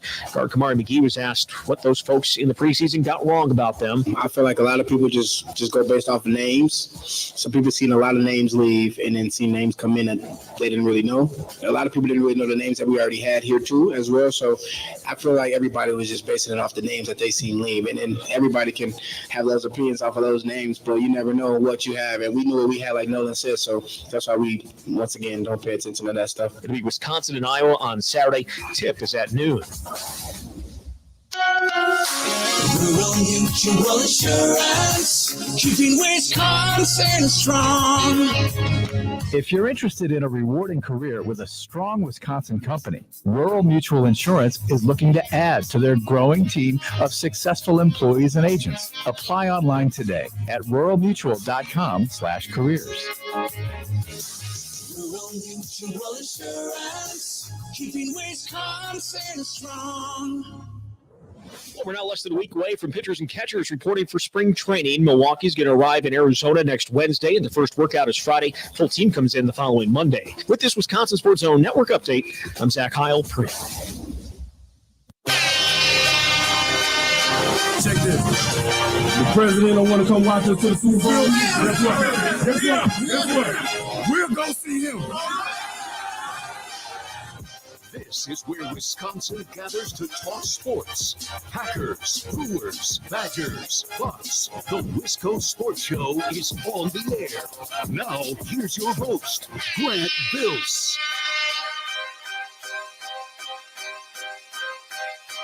Hour number 2. Appreciate everybody listening and following along at Radio Row. Bill's show is a blast today. Here's a recommendation. Here's something that I would suggest. Go to his YouTube page or Facebook or wherever you consume the Bill Michaels show. If you are a consumer from 10 to 2 every day, go find that and go to about, I think it was about the 3.5 hour mark. I think it was about 12:15, if I remember correctly. Scott Farrell put on, I don't even know what it was. I think it was performance art. It certainly wasn't a Radiohead. I don't think Bill asked him a single question, which was the case last year too. But Farrell is known for eating, drinking, being raucous, let's say. And New Orleans is a city that lends itself pretty well to that. I'm no expert, but it's pretty easy to gather. A lot of food, a lot of partying, right? I don't even know what I was watching it earlier back again. And I actually sat down and listened to it. I don't want to partake, but I want to listen to it. It's the only interview that Bill's done so far this week that I've sat down with the second headset and just listened. So I'm like, I don't want to miss this. I don't want to miss what Farrell has to say. And he's talking about slamming down oysters. He's talking about slamming down just an absolutely ridiculous interview. So I would really recommend going to watch that. I have a Josh Jacobs cut that I want to play for you into Packers conversation. Now we're going to have cuts in conversation with Mike Clemens coming up at 5:30. And I want to get to your text here in a second. May I tell you a brief story about what I did last night? Is that of interest to anyone? I guess you're not allowed to call in and tell me that it's not of interest because we can't take phone calls. And if you hate the story, well, then you can't call and tell me that you hated it because, again, I can't take phone calls. Last night, let me tell you what happened. And this is just between us girls, okay? So I have a friend here who he's a sports writer, let's say. And I think it would probably be fine to say his name. I just want to put him on blast. But I have a friend here who has been on the show before, and he's helped connect me with people over the last couple of years. Anytime I need a guest for Bill's show or try, whatever, something in sports media, if I have a question, do you know someone who works at this company? Do you know that, like, very generous in helping me out, right? Overly generous. Not really sure why he's so generous. Yesterday, 2 days ago, he texted me and said, hey, what's your email? And like an a-hole, I respond, professional or personal? Like it makes any bit of difference. Like he's connecting me with the president of the United States. Like, what email? He responds, dude, it doesn't matter. What's an email? It doesn't matter. So I give it to him, and he tells me that he's going to try to get me added to the guest list of the Volume Super Bowl party. The Volume is Colin Cowherd's company, podcast company. And I thought, ooh, that sounds pretty exclusive. There's a list that you have to be on. You can't just go.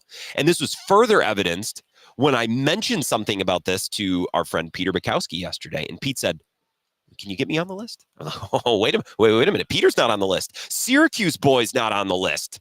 Mr. East Coast Locked On Packers, Peter's not on the list. Now I'm really in for it. So last night we went to this party, and I'm glad that this is just on the show. There's no one around because this is of interest to us. I wouldn't want to brag about this outside because it would be kind of lame, but just between us, like I said. So we get there. It's Colin Cowherd's party. At the front door, we opened the door to this place. It was at an oyster bar, outdoor patio, super cool place. At the front door, we open it after we go past the check-in table because you got to see. Name, yeah, I'm on the list. Grant Bilse, B-I-L-S-E, yep, that's the one. Going in. There was also a Grant Bliss, very common. No one has a name even close to me, which is why it's always funny when they're like, oh, this one? Yes, that one. So we go around the patio. We open the door. Who's standing at the door but Colin Cowherd himself in a pretty bitchin' leather jacket? Welcome. The guy I'm with goes, Colin, are you feeling better? Because I don't know if you saw earlier this week, he had to straight up like stop a segment on air because he was going to get sick. I was just assuming that he like needed to throw up or maybe he needed to take a number 2, which somehow in my 6, will this be 6 or 7 years? I think 7 years in August that I've been on the air every day doing the show in some capacity. I've never had that happen to me. I've had it happen where at 6 o'clock I said, I am getting food poisoning and I need to leave. Because sometimes, especially when I was in lacrosse, there would be things that I would need to take care of afterwards. And there was one time where I just told a coworker, hey, can you set this up I need to go. I need to be at my home with access to my bathroom with no one around. Like that happened, but I never had to leave the air. So Cowherd had to leave the air earlier this week. Colin, how you feeling? About 90%, feeling better. So small talk with Colin Cowherd. And I'm like, yeah, Colin, I'm glad you're feeling better. Like I'm supposed to be there, right? So we walk in, we go to the bar, and this place, this is the who's who, folks. This is the 1% of the sports media people at the Super Bowl. I'm talking, and I hate to name drop. Aaron Rodgers in a conversation once told me never to name drop. It's one of my favorite jokes to make because that joke implies you're name dropping while saying you don't name drop. You could use anyone's name for it. I think the joke that I once heard, the first person I ever heard use that joke was Paul McCartney told me never to name drop, which is funny because you're name dropping by saying you once talked to Paul McCartney. So not to name drop, but we go in there. It's Shannon Sharp, Terrell Owens, Ian Rappaport. I see Rick on the live stream saying, why can't I think of his name? I love him. John Middlecoff. Nick Wright is there. And I find myself in a little foursome huddle that includes Nick Wright. I get introduced. Grant, this is my friend Grant. Hi, Nick, nice to meet you. And in that 2 seconds, I take the opportunity to go, I do evening drive in Milwaukee. Sports Talk Radio, solo radio is what I said. Now, I'm not on in Milwaukee. You all know that. I know that. But let me tell you what, this week, for the purposes of these conversations, we had Felger on last night. We're not on in Milwaukee. I told him we were. What difference does it make? He doesn't care, and neither does Nick Wright. Well, I talk about Milwaukee teams, so I'm not technically on Milwaukee. I just said, hey, I do evening drive solo radio in Milwaukee. I used to listen to you on Mad Dog all the time. Solo radio, man, I look up to you. Nice to meet you. But I didn't grovel. It's just very, very quickly in passing. And he goes like this. Oh, solo local radio is the best. Milwaukee, that would be a great market. So we're talking about radio a little bit. And what's funny is all of these guys who have made it big time on sports talk television or the highest levels of sports podcasting or sports radio. Like McAfee does radio, but I think he's ascended now. It's simulcast, kind of same with Dan Patrick. These big national talkers. What I have realized in my limited interactions with, I've engaged with very few of them, but I would bet dollars to donuts that this is applicable across the board. All of these people who have ascended to the highest levels, right, of the sports talk world, they look back so romantically at their time doing mornings in Kansas City, evening drive in Houston, right? The afternoon, the 10 to 2 show in Gainesville. Like all of these guys look back. They're now on Fox Sports 1, on ESPN doing television shows, and they all look back at their time doing local radio. And I say local because local radio can be huge. I consider Felger and Maz, we had Mike Felger on yesterday, I consider that local, but that's a massive show that's simulcast on NBC Sports Boston. It's a huge, so it's local in content, but in distribution, it's not simply a local show, but I say local because that's the format, right? All of these folks who have ascended to the highest levels, they all look back at their time doing local radio like we look back at our time in college. You know what I mean? So like, I went to UW La Crosse. If I meet someone 5 years younger than me who's going to school at UW La Crosse, I'm going to want to talk about that. I'm going to go, oh man, that rules. Where do you go? What do you like to do? Like everyone misses college, right? But I love lacrosse. Kind of wish I still lived there. I think everyone feels that way, but we always want what we don't have, right? We move to the next place. We're excited to be there, but we miss where we were. That's human nature. All of these guys miss their time doing local radio. And so I was talking with, this was probably a 2-minute conversation with Nick Wright, someone who I used to listen to on Mad Dog all the time. I've watched his TV shows, one of my favorite sports talkers. It's surreal. And he said something about podcasting and the radio. I love when there's love for the radio, even for people who have transcended above radio.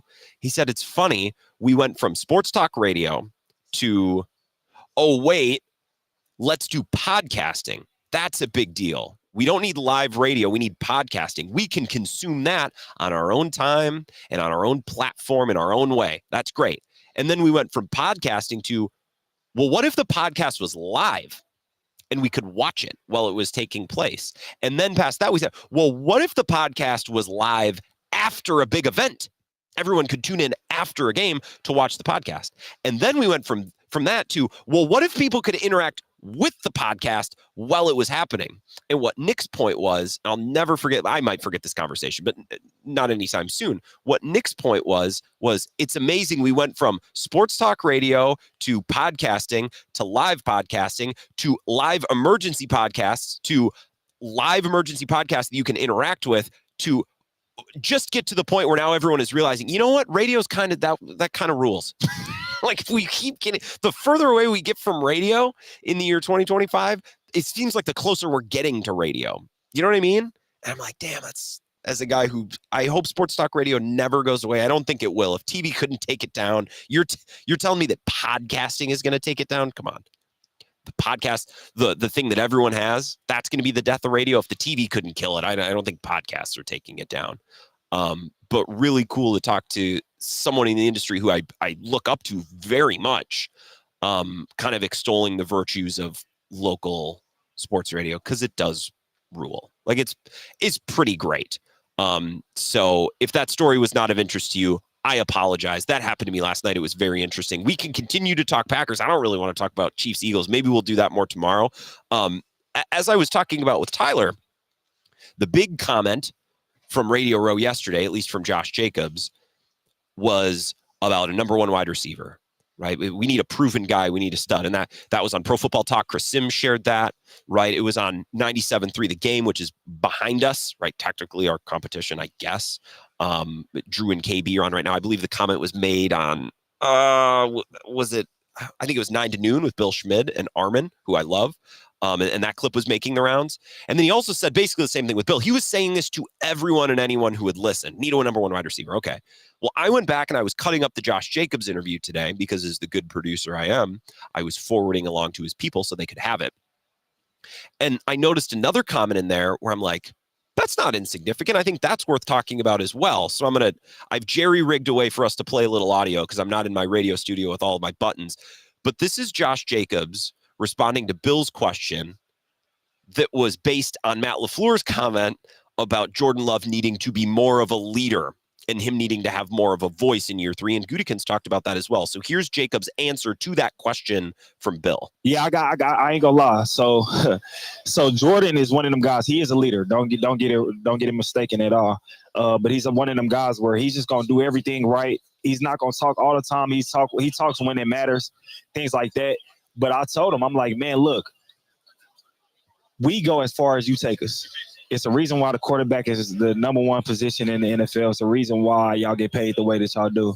And with that being said, I'm like, man, look, you got to get to the point where you so confident in yourself and you got so much of a belief in yourself that if something out there don't look right, you believe in yourself to make it right. And that's rather it's change the routes, get on the players, and it's always a thin line, when people get on to each other. But if you start off that way and you hold everybody accountable, like I tell people this story for me and RG. First game against the Eagles against Brazil. After the game, we lost. RG had some words. I sat RG down, and I'm like, look, it's game 1, first off. But if you saying this to this and you demanding this out of them, you got to be able to do that across the board with everybody. You can't cherry pick. You can't do none of that stuff. For Jordan, I think it's that he came in with a lot of these guys, especially on the offensive side. They're young and they're still friends. So like he don't want to step on toes, but he kind of just got to be a respect level. Like this is the standard. We don't care who you is. You could have had 1,000 yards last year. It doesn't matter. This is the standard. Hold everybody to the standard. So I think we've talked about this. It's nice to hear Josh Jacobs add to what's been a talking point, right? I love when, and this is a great part of sports talk radio, is it takes place every day at the same time, and each conversation kind of builds on the last, right? So when Matt LaFleur did his season-ending press conference, he talked about a lot of things, and one of the things we circled was, what does Jordan Love need to get better at? Being a leader, being a vocal leader. We had our conversations about that, and I think it was a week or two later where I realized, like, I don't think Matt LaFleur is insinuating or explaining how Jordan Love needs to be more of an MFer and he needs to be more of a jerk. And I don't think he's insinuating that Jordan Love needs to be the leader, that he needs to overtake Matt LaFleur. And I actually need Jordan Love to drive this bus, and I'm going to be, I want a player-led team, and I want Jordan Love to drive the thing, and I'm just going to kind of stand behind him. I don't think that's what he's saying. I interpreted that comment from Matt LaFleur, especially now with more context from Josh Jacobs, as, look, as a head coach, I can only bang on these guys so much. I can only say the same things so many times. I can only make the same coaching points so many times. I can talk until I'm blue in the face. But at a certain point, my message is only going to land if it has the weight and the backing of the starting quarterback, right? And this is, I think I brought this up with Tyler, the example that I'm kind of making up in my mind to illustrate this and to highlight this. So Matt LaFleur, they have a really hard practice. Matt LaFleur's not happy with the attention to detail and the focus, and it's not a good practice, and Matt LaFleur let him have it. He just lets him have it. And Tyler, by the way, said, I talk to players, I talk to people in the Packers. For Packers fans who think Matt is some shrinking violet, like, he gets in players' rear ends, like, big time. So I think that's a little bit of a misconception. But let's say Matt LaFleur lights his team up for a bad practice, and then they break and they go into the locker room, right? If all of the players around Jordan Love feel comfortable sitting there saying things like, man, can you believe Matt? Can that dude lighten up? That's a setting where Jordan Love needs to be like, no, right? What LaFleur was saying was right. What LaFleur, like, his messaging, like, Jordan Love has to be a proponent. He has to be a supplement of that messaging. Otherwise, Matt LaFleur's voice is going to grow stale. And I think it probably did grow stale on some level by the end of the year, because the same issues were never fixed, right? The same little things that we saw in all of their losses, especially to, elite divisional opponents, it never got fixed, because I think Matt LaFleur's message at some point, it's like, this isn't landing. It's not enough. And I think that's why Matt LaFleur is saying, that's why we need Jordan to get in there as well and to be a vocal leader, not necessarily to drive the thing, but to back up the messaging that's coming from Matt LaFleur that I don't think always landed. And I think that's shared and that's borne out in the results. We're going to talk with Mike Clemens. We'll continue talking Packers, some NBA thoughts as well. I see some comments on the live stream, so we'll get to those. We'll be back in 3 minutes. This is the Wisco Sports Show with Grant Bills on the Wisconsin Sports Zone Radio Network.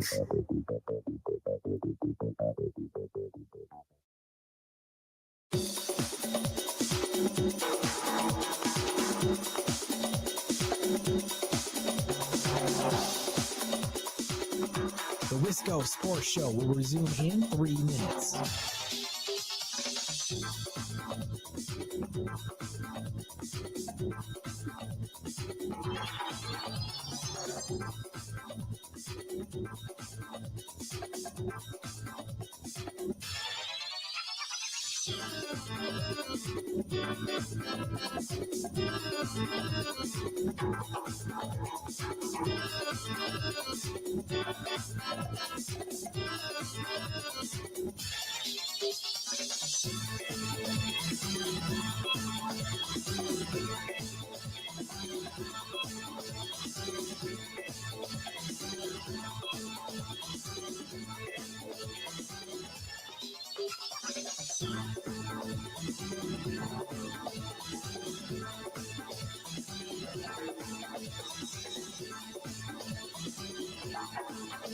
The Wisco Sports Show will resume in 2 minutes.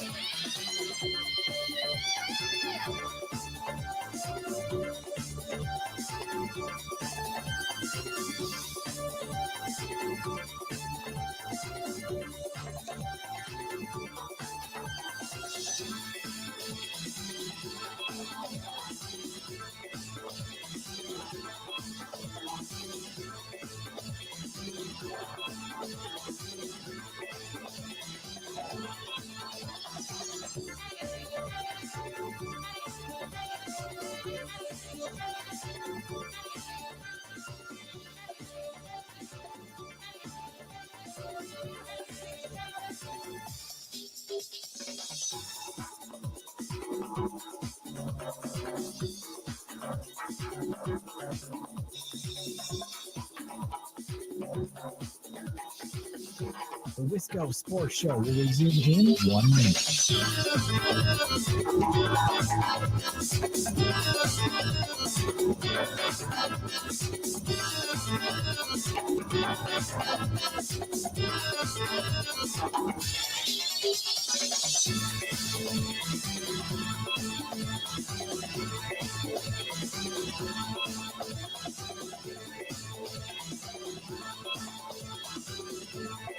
The Wisco Sports Show will resume in 30 seconds.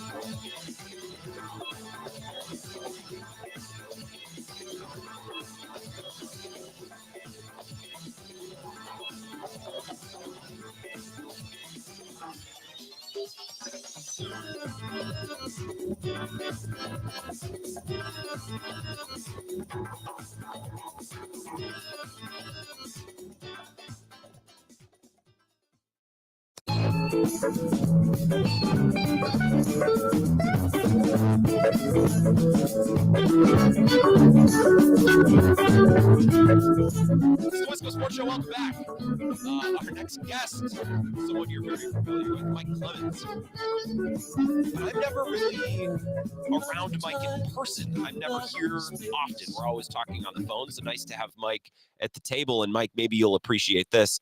Coming back from my first break, you know what I said? I said it's the Bill Michaels Show. No, it's not. But the background, it's 4 hours a day. It's just a it's force hypnotic. of habit. Yeah, it's hypnotic. Yeah. Yeah, something like that. So you've been tooling around. I like this time of night on Radio Row. I remember this about Vegas last year too, because a lot of folks leave. It's not as busy, but the 2 or 3, kind of more big name folks, it's easier to get around them. It's mellow. I like this time of night a lot on Radio A couple Row. years ago, this time of day, because Radio Row is really intense from 7 or 8 in the morning until 3 or 4 in the afternoon. And I hear Joe Montana was here today. Mm-hmm. A lot of the Hall of Fame guys come through. We had Thurman Thomas on with Bill. Thurman Thomas, yeah. So you can talk about past Super Bowls and then those guys usually get in the car. And of course, a lot of other people are headed to the honors show. Yep.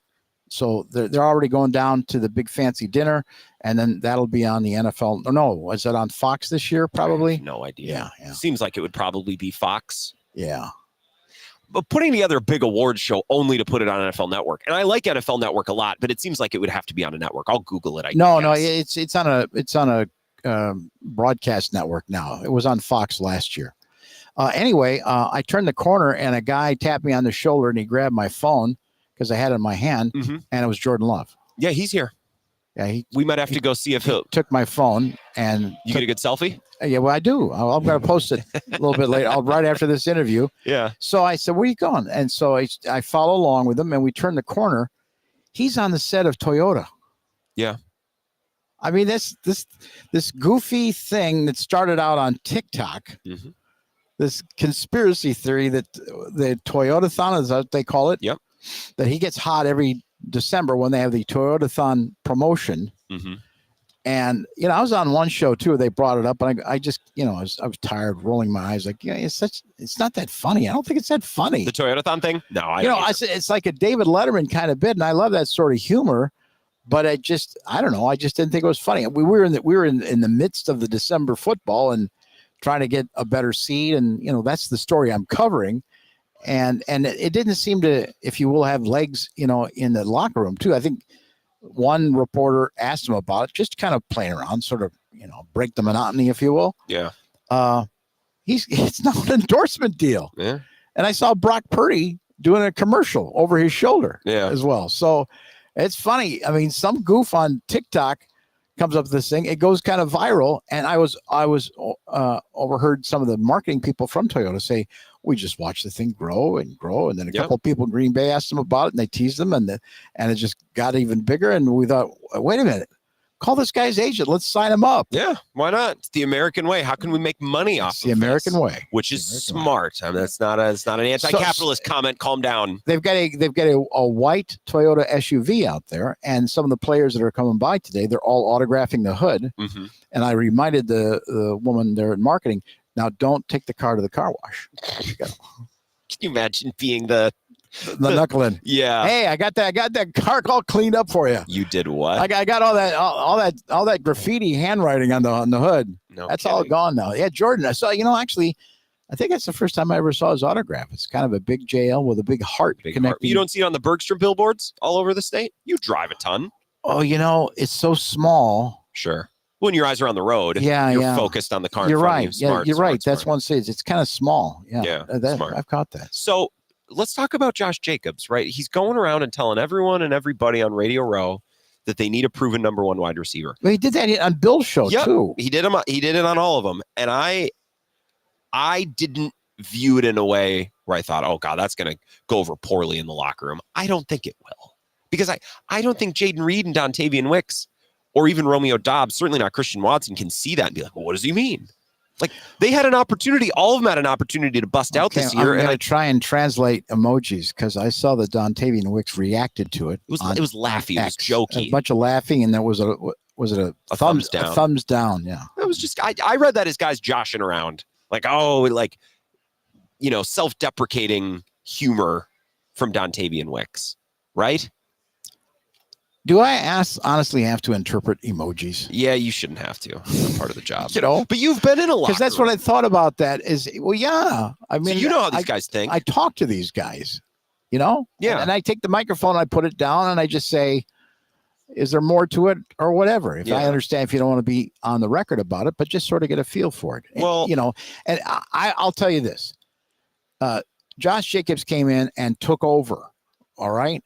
I mean, and even Jacobs himself admitting, I just came in and I showed these guys how I practice. And I got guys like Watson and Reed and others coming up like, dude, hello, welcome to the NFL. This is what's going to take, boys. Well, and it's not like those guys are lazy by any means, but that's just even a higher bar, a higher standard that you have to be serious about practicing at. The fact that Josh Jacobs could come in and immediately be the voice and immediately become the gold standard of how we're going to practice prepare, that tells me that he was needed, right? That tells me that was a locker room that needed someone to be that voice and that standard. Here's some irony. So, last series of the game, and Jordan Love gets the injury in Brazil, right? And now he's out the next 2 weeks. And so you have to, in 1 week, you've got to redesign, your offense for the Colts and Titans game, and you got Malik Willis, short, high percentage throws, him running himself, handing off, but almost the offense starts to transform right there. Like, let's see if we can run first.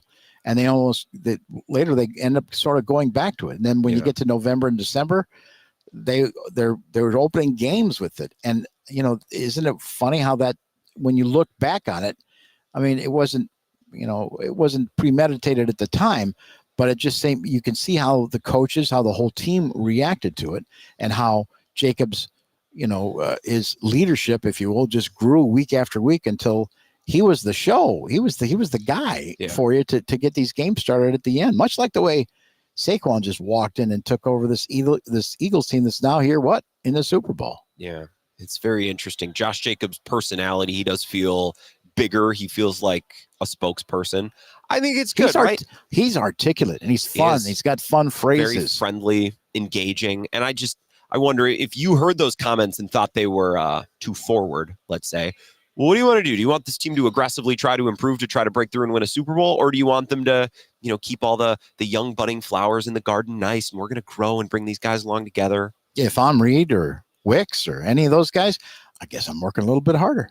That's the thing, right? The expression is what? A high tide raises all ships, lifts all boats, floats all piers. I don't know. But if you bring in a star, that makes more opportunities for the other guys. And also, do you think you just get a free pass for the first 5 years of your career to grasp hold of a number one wide receiver spot? Do you think that's how it works? They can't be that naive. You know what I mean? I thought this last year, the Packers basically said, this is your year, right? We're really excited about your potential, and we're just going to let you grow. Let's see where the targets go. Let's see what you do.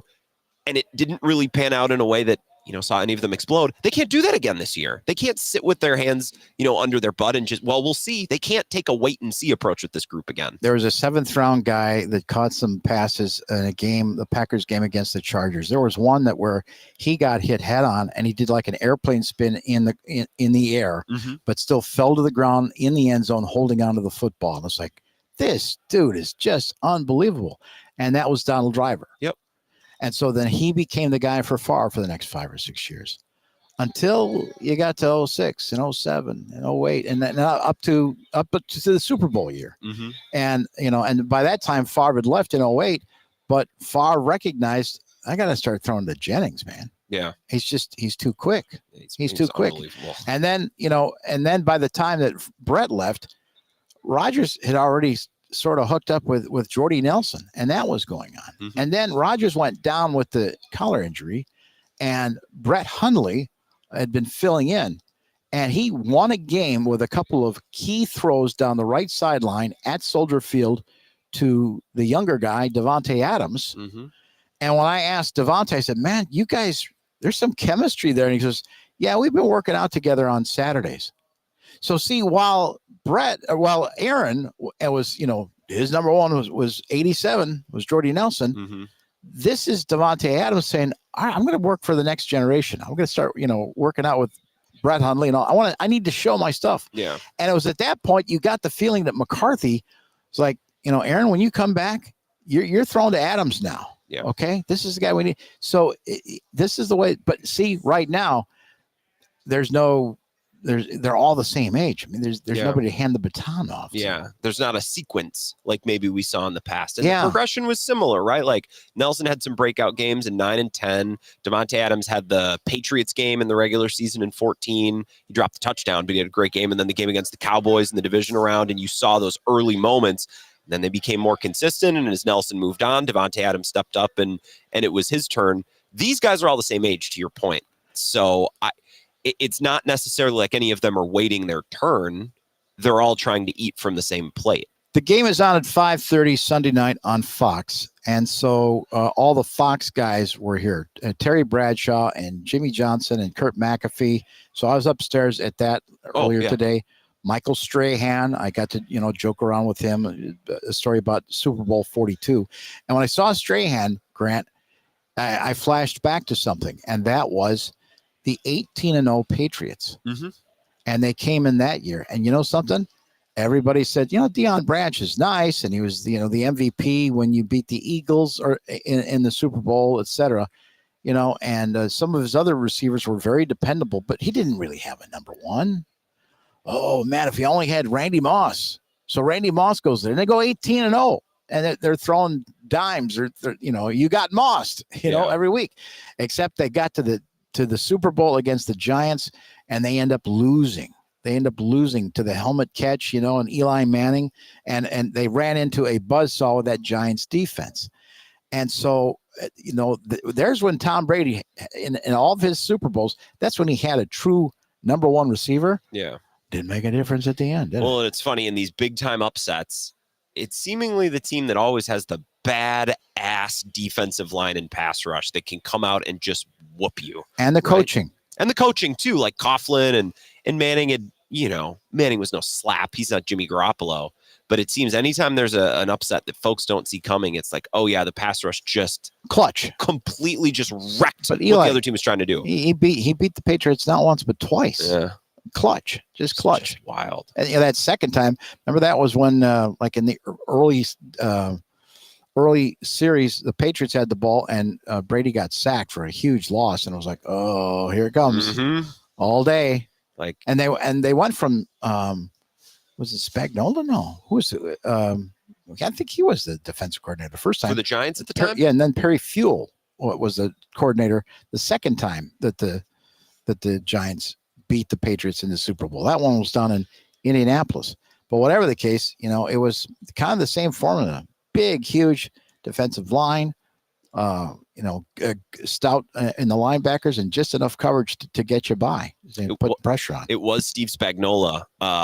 So you're right about the 2008 staff. You'll appreciate this. With Marshall Newhouse earlier, I wanted to ask him about James Campen. The former Packers tackle was here today? Yep. Oh, wow. So his time with James Campen and winning a Super Bowl and kind of what his program was like. But then also Marshall Newhouse was in New England and played in Dante Scarnecchia's final year or two. Mm-hmm. So what a wealth of stories, offensive line experience and wisdom, some of the best programs and probably the best O-line coach of all time, and a huge part of that dynasty that no one talks about, like a guy who can speak to that. So I was looking a guy blocking for stats. Aaron Rodgers and then Tom Brady. How about that? Huh? Yeah. Isn't that something? He told the story of he signed with New England, signed on Tuesday or something, had to learn 150 phrases, code words, all that stuff, started at right tackle, and then Isaiah Wynn gets hurt, moves to left in the game. And, it's not the same anymore, Mike, and we talked about this too. I don't just mean to rehash the interview, but you appreciate stuff like this. Like quarterbacks 10 or 15 years ago, they were in charge of a lot more cadences, more rhythms, more alignments, more protections, more signals and adjustments. They were just, and Rodgers would probably tell you that the game's been dumbed down and he doesn't like it. Brady as well, right? So to go from signing on Tuesday to playing on Sunday in that environment with that type of quarterback, with that many intricacies, just a really interesting player, fun to talk about. And yeah. So Chiefs and the Eagles had their practices. I think the Eagles have wrapped up now. They've shifted them a little later because it's a little bit of a later game. Yep. And then we have pool reporters. They do let in a couple representatives to cover it. Mm-hmm. And that's also where you realize that the page is turned on that because it wasn't so long ago. There was John Clayton and Peter King that were going to cover NFC and the AFC team. And now, honestly, the two writers that are there, I don't know who they work for. Interesting. Luke and then some woman whose name I'm not sure. But they come up with a pool report, of course, that we read, and they take notes and they get a chance to interview the coach on the sideline, get a couple of quotes like that. So we're waiting for those to be typed up, and because I always follow that because there's little things that happen. Guys twist ankles and things like that, and pretty soon Saturday night someone's got the flu. Sal Paolantonio, stand outside the team hotel, and it's a crisis. Is he going to play? We're going to find out. So there's that part is going on. I asked a couple of friends that are beat reporters there every day covering the Philadelphia Eagles, and I said, did I miss something Monday night at opening night?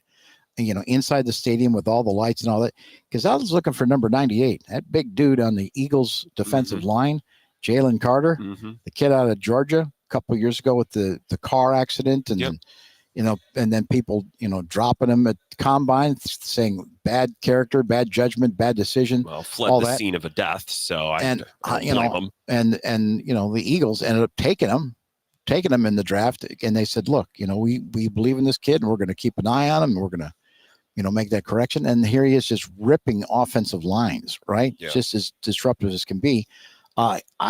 Nobody I know was able to see him Monday night. And then we had press conferences on Tuesday, Wednesday, and today. And then today is the last day. Now they'll get Friday. They'll have some practice tomorrow, walk through on Saturday, and then they lock them in. I don't know if they're going to change hotels like they do. I never understood that. And the game on Sunday. Should I post this? He was supposed to be at table number 28. They took down his nameplate, and he's ill. He's been ill all week.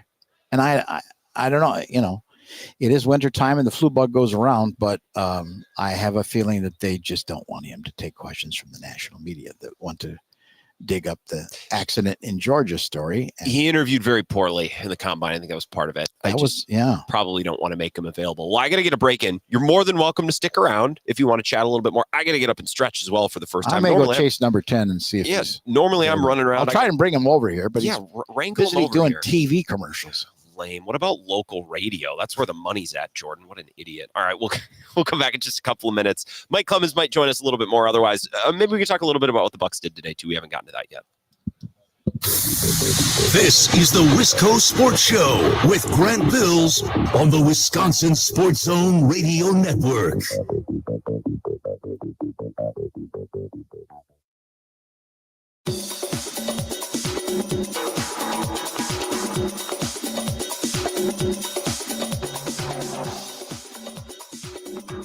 The Wisco Sports Show will resume in 5 minutes.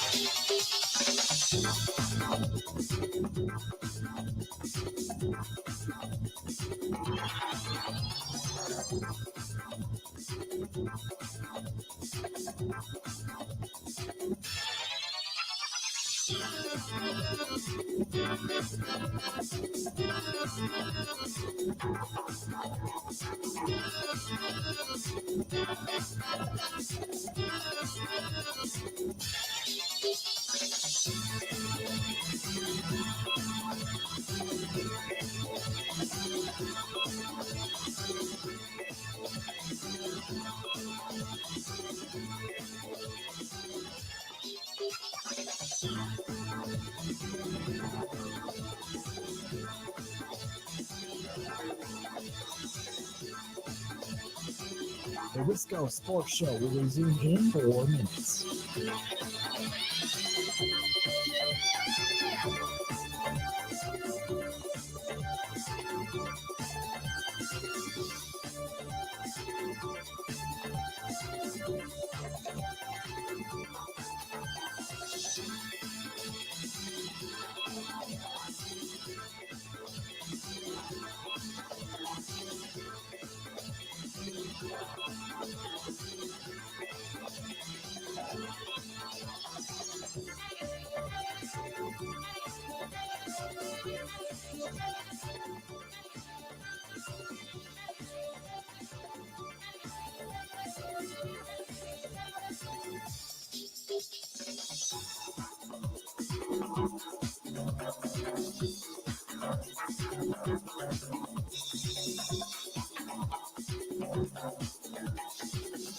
The Wisco Sports Show will resume in 3 minutes.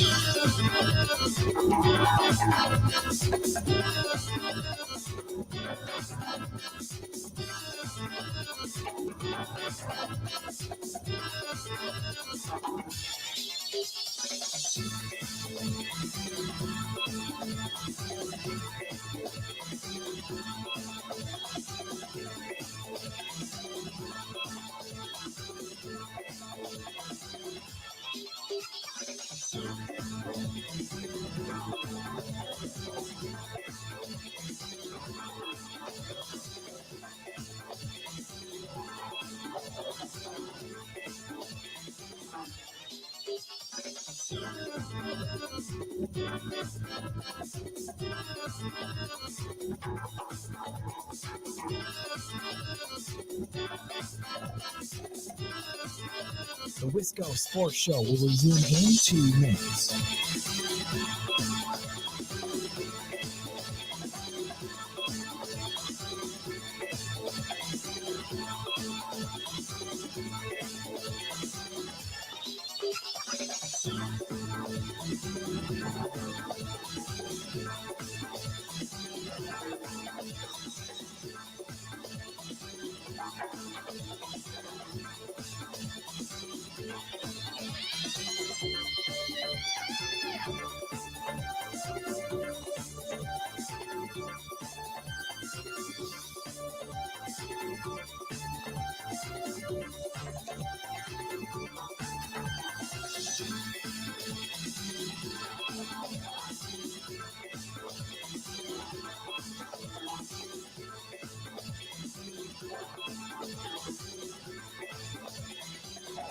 The Wisco Sports Show will resume in 1 minute.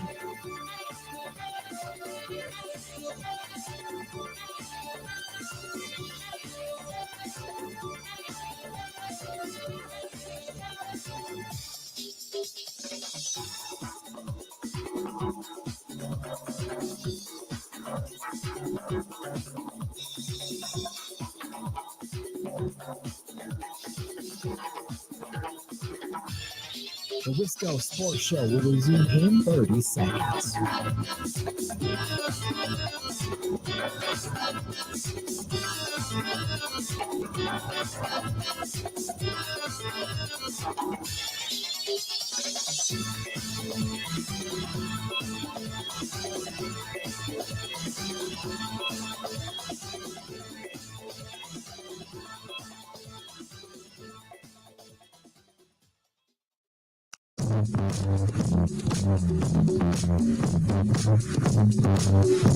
Let's go Sports Show. 2 more segments. There's a little bit of a potential that I could get a guest for the last one. So you guys are going to hate me.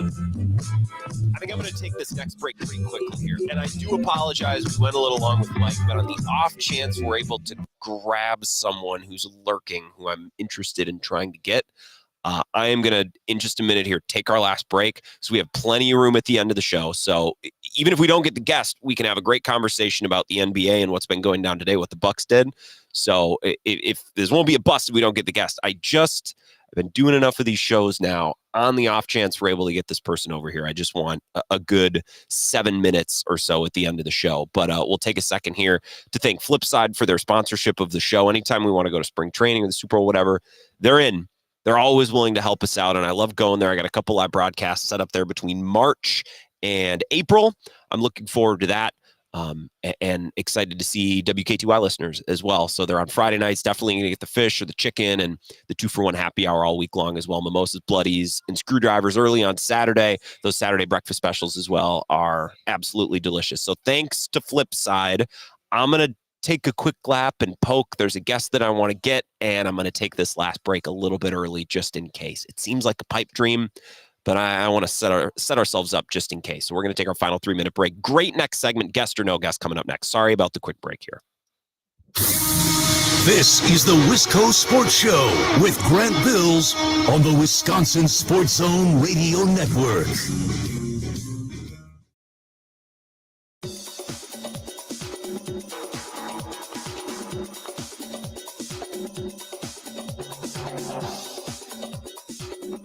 The Wisco Sports Show will resume in 3 minutes.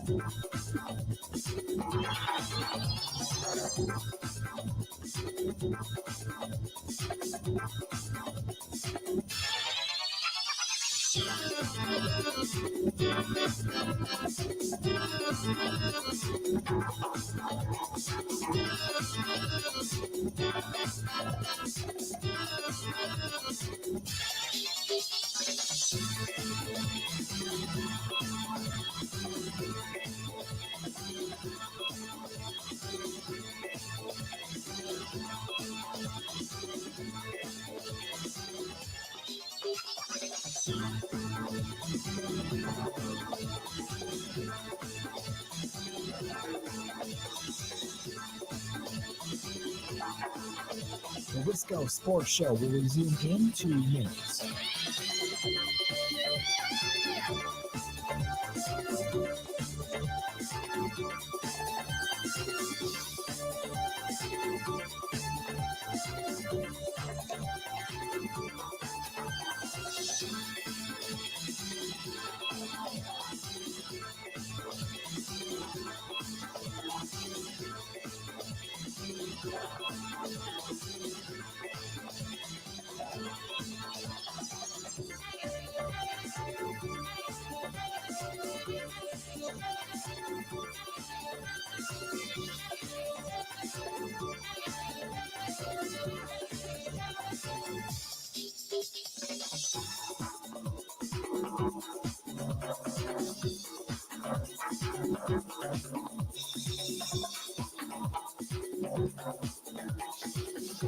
The Wisco Sports Show will resume in 1 minute.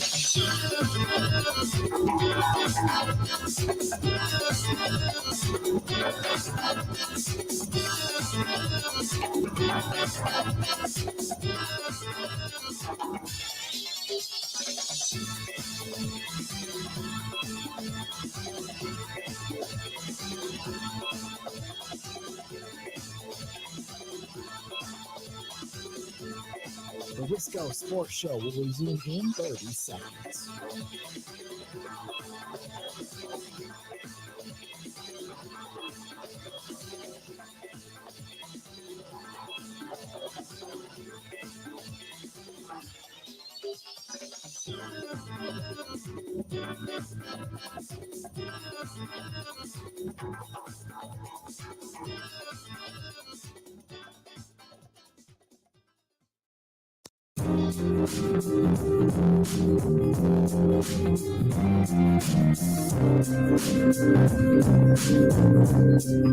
Welcome back to Wisco Sports Show. Last couple minutes. I said we have plenty of time to chat about this, that, and the other thing.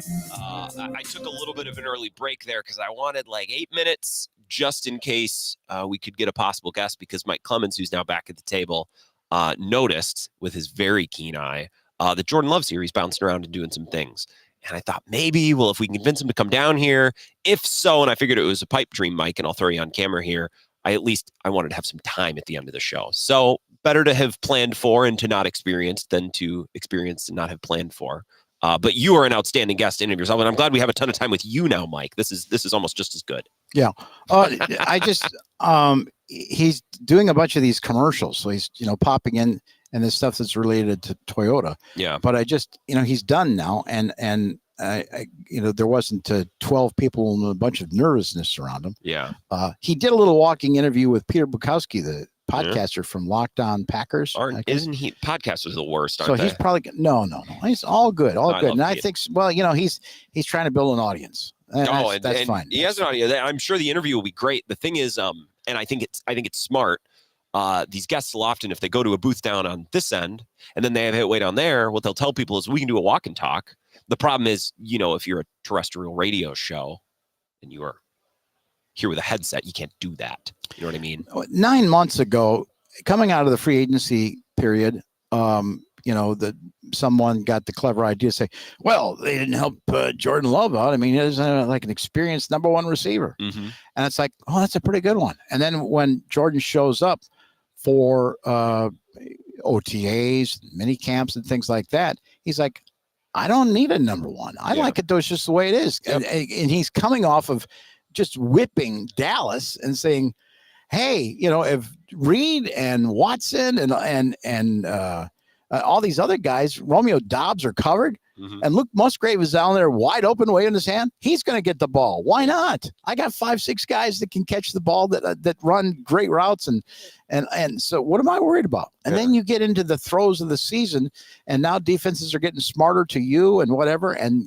converting on third down and now it's like, you kind of do. You need a go-to guy. Mm-hmm. You need that go-to guy. And maybe you thought maybe Dobbs would emerge as that. And then he has the weird weekend where he goes AWOL against his hometown team, if you will, the LA Rams. So at the end and then the guy who probably on paper was supposed to be your number one in Christian Watson with the height and the speed and all, just blows out his knee running on the turf in a game against the Bears. And Lord knows how long it's going to take for him to come back, when he comes back. I asked Gutekunst, and he still hadn't had the surgery yet, which like 2 weeks after the season was over with. Yeah. So it is an issue, but and now everybody and their brothers asking that question when they see anybody involved with the Packers. You need a number one receiver. I'm so sorry. I feel like Matt LaFleur, because it's just a topic that's been beaten over the head over and over and over again. I know you're a fan of audio. Do you want Marshall Newhouse earlier on Bill's show talking about the idea of a number one wide receiver? I can give it to you. Sure. It's about 60 seconds. Sure. Let's listen to this. they need someone to do the number one job. Does that mean you go get a outside number one? I don't know, but there's a certain level of thinking of like, are guys who they are? Is Romeo Dobbs who he is? Is Christian Watson who he But do they have a chance to take that next step to be the dude? But you do need a dude. I agree with him in that. Traditionally in Green Bay, since you hope that he kind of keeps that in house and goes through Goody, and because there's some truth to it, but just the way you present stuff matters, especially in the locker room. But anyways, there's still truth there. So yeah, I think you do need to do it. And like you mentioned, that just gets eyeballs from the defense. Hey, this guy, if he's lined up at X on the left side, we've got extra people paying attention to him. That opens up things on the right side. That opens up holes in the ground game. We saw Coach LaFleur have his best season calling running plays due to injury at first, but just to the effectiveness that he can run, especially with Josh Jacobs. So you take away tension from the defense on the receiver, that opens up holes, that gets you lighter boxes. And so all these things work in concert. So having a dude helps. So the beginning of that comment to me is the most interesting part, when he said they need someone to do the job, because I think the someone could be on this team still. It's a risk to sit and to wait and to see. I also think it could be someone different doing the job every week. It just didn't come to fruition this last season. So yeah, going out and getting a proven number one guy, that would probably do the trick. I also think there's a workaround if they really believe in this talent and they believe that these guys can do it by committee week by week, which I still think they can. I just think they were unable to do so in year 2. That doesn't mean they couldn't in year 3. Well, it depends on who's available, but I'll tell you what, Brian Gutekunst proved to himself that he can handle free agency. Mm-hmm. The way he brought in McKinney and twice. Jacobs. We did this in 19 too. Wow. Yeah. Wow. And so if he could somehow duplicate that in the free agency market, that'd be pretty cool. That would work. I just don't know. What's fun, I was telling you, this number one wide receiver thing, it's not fun to me anymore. I think this topic's been beaten to death. What's fun to me is the Packers have a little offseason spending money. I like that. And their 2 probably areas of need that would be best addressed with that money are maybe wide receiver and pass rusher. And those are the 2 fun positions. Those are the 2 positions where you could get a guy in here and it's like, that's a guy who could change your team and be that gotta have it play guy. So I'm glad that, if the Packers have a need that could be addressed in free agency, I'm glad it's one of those 2 positions, because I think those are the 2 most positions that are probably most fun to talk about. But I think the bigger problem is the Jair thing. Yeah. And the corner thing. Well, if and I don't know if Carrington Valentine, it's not like he jumped, made the case like, oh yeah, we can sleep at night. He'll just take over for Jair Alexander and everything will be fine. It's like, no. Here's why I'm feeling okay about that. Remember Gator punching him? Yeah. I mean, 3 times. Tight end versus corner. That's not a matchup that the corners are probably going to win most of the time. I don't hold that against him too much. I like that Valentine is here, and I like that Nixon is here, because I think if you supplement those 2 guys with a couple of draft picks, I'm feeling like the position could work out okay. If they had nobody currently, if the cupboard was completely bare, and you got to draft the guys, well, that's a little riskier. I don't know that Nixon is the world's best outside corner, but having him in the mix and in the room, that makes me feel a lot better about needing to draft and play a young guy right away. Yeah, no, that Goddard thing, that's got to be a nightmare. Valentine's still seeing that in his sleep. Yeah. That happens. It's like the NBA, and this is why I love Giannis. It's like, yeah, I'm going to try to block every shot. Sometimes I'm going to get posterized. Sometimes I'm going to get dunked on. It happens in football, too. You know what I mean? It was a brilliant play by Goddard. We've seen Tucker Kraft do that. I love a tight end that's like, I'm not letting a defensive back bring me down one-on-one. That's how it's supposed to work. I don't know. I think this season probably would have been a little bit better if they had played more Valentine and less Stokes. I guess we'll never know. But a lot of smart people believe that. They had all indications through the spring and started training camp that Eric Stokes was going to be back, that he was going to be okay. Well, he was. But, he played. He just wasn't any good. No. He lacked on tackles. He got beat in coverage. He seemed to struggle when they were in their zone defense as well. Yeah. Just seemed to have a lot of missed assignments. And, yeah, it's a head scratcher. Hardworking guy. Trying, but... so another change too is this Anthony Campanella. Yep. Anthony Campanella leaving as the linebackers coach, and the run game because he, picked a job as a defensive coordinator. Yep. Down with the Jaguars. So we'll see who Matt or Hafley replace at that position regarding defense. It's a big offseason. Got to replace some guys. You're bringing back some guys like Luke Getsy. That's always an interesting move that a coach can make. So a big offseason for Matt LaFleur. Saying goodbye to Tom Clements. Yeah, saying goodbye to Tom Clements. There's a lot of things going on this offseason. that is going to prove the salt in the metal of Matt LaFleur, which will be interesting to follow, of course. If we get Jordan on tomorrow, we got to have him the next question. You know, say goodbye to Tom Clements. What'd you think of that? Yeah, we can talk about that. Absolutely, 100%. We should.